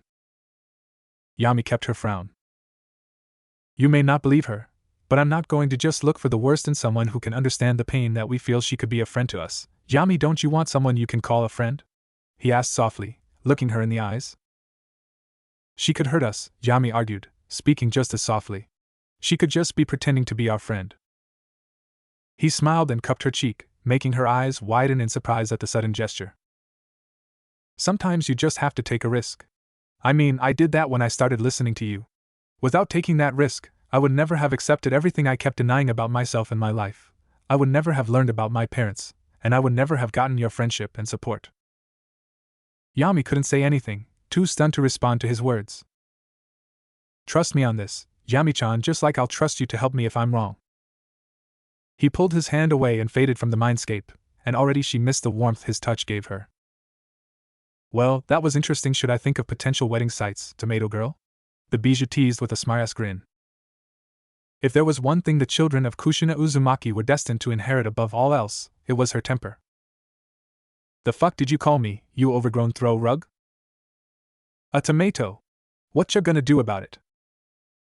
Naruto suddenly winced and held his head as he heard the faint echoes of shouts and fighting in the back of his mind. Sweat dropping, he cut the connection to his mindscape and leapt down from the roof, landing soundlessly on the ground before strolling over to the tree he perched upon the previous evening. It didn't take long for Haku to arrive, and the duo greeted one another with a shared smile. Good evening, Naruto-san. Hey, Haku. How's your father doing? She smiled a bit wider at his concern. He's doing fine. The herbs help him keep his strength up. How are you doing? Honestly? I'm a bit on the fence, he confessed, sitting on the ground so that he could lean back against the tree. Haku sat to his left and looked at him curiously. What do you mean? I feel bad about how much I'm enjoying myself out here. This country is suffering because of Gato, and I'm happy because I'm not back home. I guess I'm guilty about my feelings. She frowned sympathetically. You're unhappy where you're from, aren't you? He scoffed and hugged his knees to his chest. That's an understatement. I'm seen as a freak or a waste of space by the majority of my home village. Only a handful of people have looked past the rumors about me and see me for who I am. I see you're judged for something you can't control, aren't you? Yeah, he sighed out before looking at her. You know exactly what that's like, don't you? She smiled hollowly and nodded before looking up at the night sky. Do you want to talk about it? Looking back at him, Haku saw a mix of understanding and curiosity in his gaze. Instead of immediately answering, she decided to take a chance on a hopeful whim. Reaching down, she plucked a thick blade of grass and held it up to eye level, slowly freezing it solid with her bloodline before Naruto's eyes. "This is my bloodline from my mother's side," she confessed. "I was born in a small village in the Land of Water, during a time called the Bloodline Purges." "Wait, they were killing off people with bloodlines?" Naruto questioned in shock. That's awful." "My mother lived in hiding to avoid being killed, and she fell in love with my father and had me. When I was a child, I awakened my bloodline and showed my mother, but she wasn't happy for me. Instead, she was terrified of what I had done and made me swear never to show anyone." A bitter smile formed on her face. "I was too young to understand then, but I could tell she was scared. Unfortunately, my father had witnessed what I had done. He was a supporter of the purges, and he accused my mother of seducing him so that she could have another bloodline freak. Haku. He killed her and he tried to kill me, too," she pressed on, tears falling as her voice started to crack. "I was so scared I didn't know what to do, so I acted on instinct." She sniffed and wiped her tears before finishing. "It was over in an instant. I made an ice spike that pierced him through the heart, killing my father." Naruto couldn't speak, not knowing what he could say about what she had gone through. "I only remember living out on the streets after that. I didn't bother begging for food. What my father did and what I did in response broke me to the point where I gave up, content to just wait for the end to come." A gentle smile formed on her face before she spoke again. "Then he found me. Someone who saw potential in me and saved me from my own misery. He raised me and taught me how to protect myself. To me, he's my most precious person, my real father." The blonde Uzumaki slowly nodded as she finished her story. "He pulled you out of your darkness." She smiled and nodded once. "He did. I've promised myself that I'll do whatever I can to repay him, that I'd help make his dreams a reality. He's lucky to have you." "I say it's the opposite, but I appreciate your words, Naruto-san." She shifted on the ground, turning her body so that she could face him fully. "Do you mind sharing your story?" "That's fair. I was born on a very infamous night in the Hidden Leaf. The Kyuubi attacked that night, killing many people, injuring many others, and causing a lot of damage to the village itself. People wanted someone to blame after the fourth Hokage defeated the Bijou. And they blamed you," Haku finished, deducing where he was going. "Yeah, if they weren't giving me looks of hate or fear, they were ignoring my existence, treating me like a ghost nobody could see. I tried to get them to see me by pulling pranks throughout the village, but that only made things worse for me. I didn't care though, because they finally acknowledged me. Even if it was to yell at me or call me a monster, they stopped ignoring me." "I see. Lately, I've had someone force me to accept everything I was rejecting about my life. All the pain, the anger, the sadness. It's been hard, but I'm rediscovering myself, if that makes sense." "It does. Rejecting everything made you live a lie. You're now finding out who the real Naruto Uzumaki is for yourself." He smiled sadly. "Back to what I was saying earlier, I'm happy being away from the village because I don't need to be around the villagers and their judgmental gazes or words. Out here," he gestured to the trees surrounding them, "I can be free. And yet here I am feeling good about myself when this place is suffering." Haku smiled and rested her hand atop his own, getting his attention. "That just shows me that you're a good person, Naruto-san. You don't let yourself ignore the pain of others for the sake of your own happiness. You have an incredible amount of empathy, and I admire that." "I don't know if it's admirable." Gently, she grasped his hand and squeezed it. "I hope you don't stop opening your heart to others, Naruto-san." He stared at their joined hands for a few moments before raising his gaze to her smiling visage. Slowly, he smiled back and squeezed her hand back before they both let go. "Thanks, Haku." She nodded before reaching into her kimono and pulling out a scroll. "I almost forgot to give you this." Reaching for it, he asked, "What is it?" "You said that you were an Uzumaki, and I remember that they were masters of the sealing arts. My father collects artifacts from old ruins during our travels, and he found this in what he assumed was an old Uzumaki outpost." Unfurling the scroll, Naruto studied the various notes and formulae that were written within. "Kyuubi? Does this all look legit?" A small grumble was heard before the fox replied, "Looks pretty complex. Uzumaki were damn good with stuff like this. I'd say it looks legitimate." Rolling the scroll back up, he made to return it to Haku, but she held up a hand to stop him. "Isn't this your father's? When I told him about you, he said that it'd be better off with you. He can't make heads or tails of it, but he did mention how it was rumored that most Uzumaki used blood for their seals to lock them away from would-be thieves." He looked down at the scroll in his hand. "A seal where blood is used as the lock and key." I should probably get back to my father before he starts to worry, Haku began, getting on her feet. If he's feeling better by morning, we'll be leaving this place to continue our travels. Naruto forgot about the scroll he had been given in favor of looking to the young woman in shock. You're leaving? We need to. Gato is still a serious threat here, and we only planned to stay until my father was well enough to travel again. Oh, he muttered sadly, also getting on his feet. Well, will I see you again? She gave him a somber smile and rested a hand on his shoulder. I hope we will meet again, Naruto-san. I enjoyed getting to know you these past couple of nights. He weakly smiled back. Me too, Haku. The two shared a brief hug, and Haku whispered, Don't be afraid to do what's necessary to be happy, Naruto-kun, even if it means leaving the people you care about. When he pulled back, he asked, What do you mean? She didn't answer, choosing to just give him one last smile before turning around and leaving. With her gone, Naruto was left contemplating what she could have possibly meant by her words. Is she saying that it's okay to run away if it means I'll be happy? That's one way to look at it, Yami commented. It's also something I've said to you as well, Hikari. If it means you can be happy, be free, then I wouldn't take running away off the table. Naruto stayed silent at that, choosing to return to the house so he could sleep. Unfortunately, sleep wouldn't come with everything that would weigh on his mind. Around 2 weeks later, the bridge was nearly finished. After learning from Yugao's clone about the perimeter seals that worked in conjunction with the barrier tags, Naruto joined his teammates in looking after Tazuna and his crew as they worked. When a couple of the members quit out of fear of Gato retaliating against their rebellious acts, Naruto decided to pitch in by creating a multitude of shadow clones to assist in the construction effort. While Tazuna was still holding a grudge against the Uzumaki boy for before, he couldn't deny that his clones would be a huge help. So, reluctantly, the man accepted the aid and guided the assortment of blondes through the construction process. After the first day, Naruto had gained the memories of his clones and could confidently say he had a basic understanding of construction.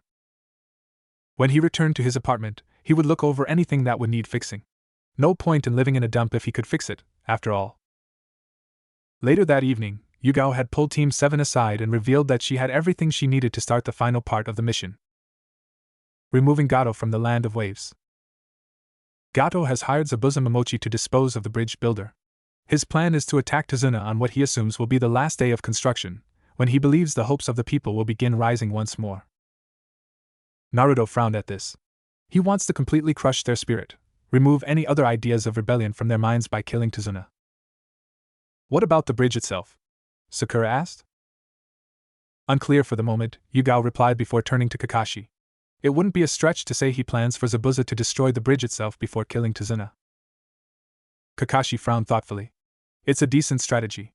But if Zabuza has been spying on us while we were protecting Tazuna, he must know that destroying the bridge would be a waste of chakra. What about explosive tags, or dynamite? Sasuke chimed in. Those shouldn't take too much chakra. True, but if Gato is the kind of man rumors claim him to be, I doubt he'd want to spend more money than he needs, Kakashi shot down calmly. What if it's all a setup? Naruto spoke up, earning their attention. Sensei, what rank would you say Zabuza is as a ninja?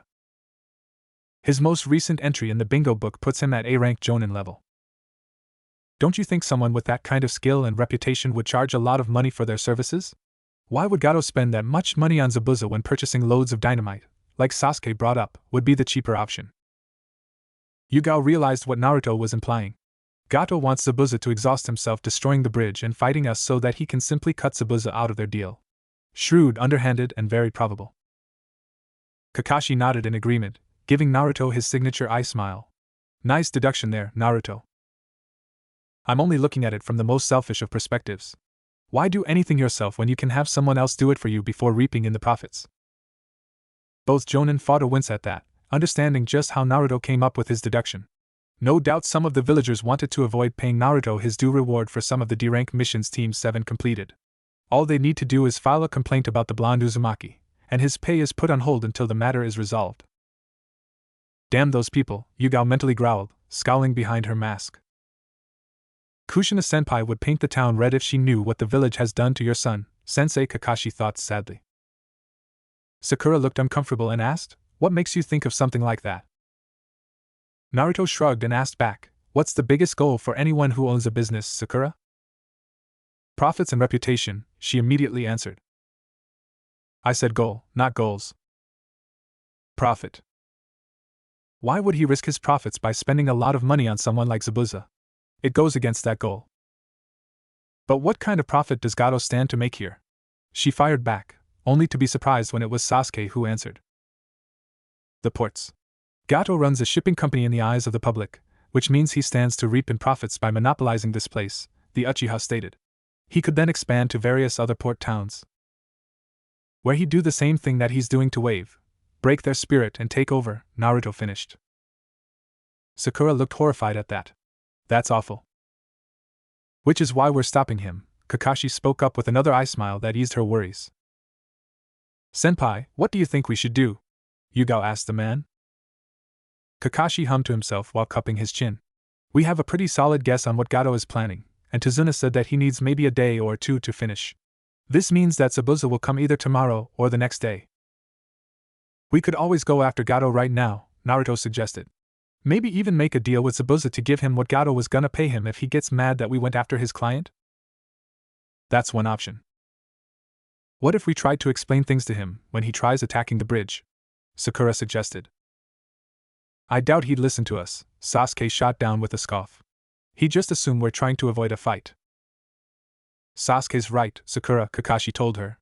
Zabuza has no reason to listen to us without solid proof, and all we have is speculation. I think Naruto's suggestion is the best option we have, Senpai, Yugao spoke up. The two of us can go deal with Gato and his men while the genin stay here and look after the client and his family.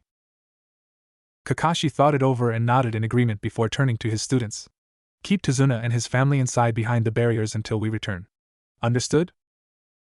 Yes, sensei, the trio of genin replied. Naruto, he continued, keep watch of the seals. Make sure they stay maintained until we return. How will we know it's you who crossed the perimeter? He asked. It was a valid question, so Kakashi responded by pulling out a kunai to nick his thumb before going through hand seals. When he finished, he placed his palm on the ground, producing a sealing formula that created a small burst of smoke. When it cleared, a small pug with a blue vest and leaf headband was seen sitting before them. Yo, he greeted, his voice deeply gruff despite his smaller stature. Team, this is Pakin. He's one of my ninja hounds, Kakashi introduced. He's an excellent tracker and has worked with me for years. He knows my scent better than anyone.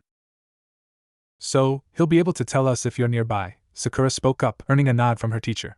He could also memorize Katsan's scent as well. I can keep track of various different scents, girly, Pakin casually boasted, sounding remarkably calm as he absently sniffed. For example, your hair has my favorite shampoo in it. I like it when Kakashi uses that shampoo during my baths. Naruto and Sasuke both blinked before slowly turning to their Kunoichi teammate, who looked like she wanted to have the ground swallow her alive. That can't be right, she tried to argue. You're a dog. You must mean that they just smell similar. Kakashi, deciding to troll, I smiled and spoke up, actually, Pakin prefers floral green shampoo. I got some odd looks the first time I bought some in the female section of shampoos at the store. 1. Sakura's face turned into one of horror. No, she muttered before racing off upstairs and wailing, "No." Naruto struggled to stifle his laughter, leaning against the wall, and banging his fist against it in a vain attempt to stave it off. Sasuke couldn't help his amused smirk at what had happened. Yugao only shook her head at the antics of her senpai while Kakashi kept his eye smile. Well, we'll be back. Stay vigilant, boys. He then walked out of the room to explain to Tazuna's family what was going to happen while Yugao approached Naruto and knelt down to his level. Keep them safe, okay? You bet, he replied, smiling at her. She cupped his cheek for a moment before standing up and leaving the room. How are you so chummy with one of the Black Ops, loser? Sasuke asked. Naruto gave him a blank look and fired back. I don't bug you about your life, bastard. Don't bug me about mine. He then left the room, leaving Sasuke frowning at the blonde's words. It was late in the evening as Naruto sat outside the house while some shadow clones patrolled the perimeter and checked on the seals. He was worried about his superiors, though, he mainly worried about Yugao. She looked after him for years, never treating him unkindly and being someone that he knew he could trust. He cared about her, which made him worry despite her being an ANBU. Stop worrying so much. She and Hitaki are both highly skilled jonin while Zabuza is one man, Jami spoke up. We already know that Gato wouldn't enjoy paying so much money for an A-rank ninja, so it's highly doubtful that the man has any associates working with him. I know, he replied. Still, I can't help it. Within the seal, Yami smiled faintly. I know you can't, Hikari. I just hoped that Naruto began before cutting himself off when a pair of his clones randomly dispelled. Something just got past my clones. The perimeter seal is going off. Kid! He heard Pakin call out, running over from the front door. A pair of scents I don't recognize are closing in. Naruto wanted to curse. Of course, the moment when Kakashi and Yugao are both away from the house, someone makes a move. It could only be one person, too. Come on out, Zabuza! He called out to the trees surrounding the home. I know it's you and someone working with you. It's too convenient that someone is coming after us the very moment Kakashi-sensei left us alone with Tazuna. His yelling got the attention of his teammates, and Sasuke joined him outside while Sakura stayed with the family in the house. As soon as the Uchiha was beside him, a heavy mist started rolling in from the woods, reducing visibility to practically nothing. A chuckle echoed from every direction before the boys heard a gruff voice mockingly call out, "Not bad there, kid. Finally figured out I had someone watching you all, huh?" We had a hunch, Naruto replied. Nobody came to bother us or Tazuna for practically half a month. He was almost starting to think Gato packed up and left after hearing we joined the old man here in Wave. What better time to strike than when your target's guard is down? He's got a point. Not helping, Fox. Naruto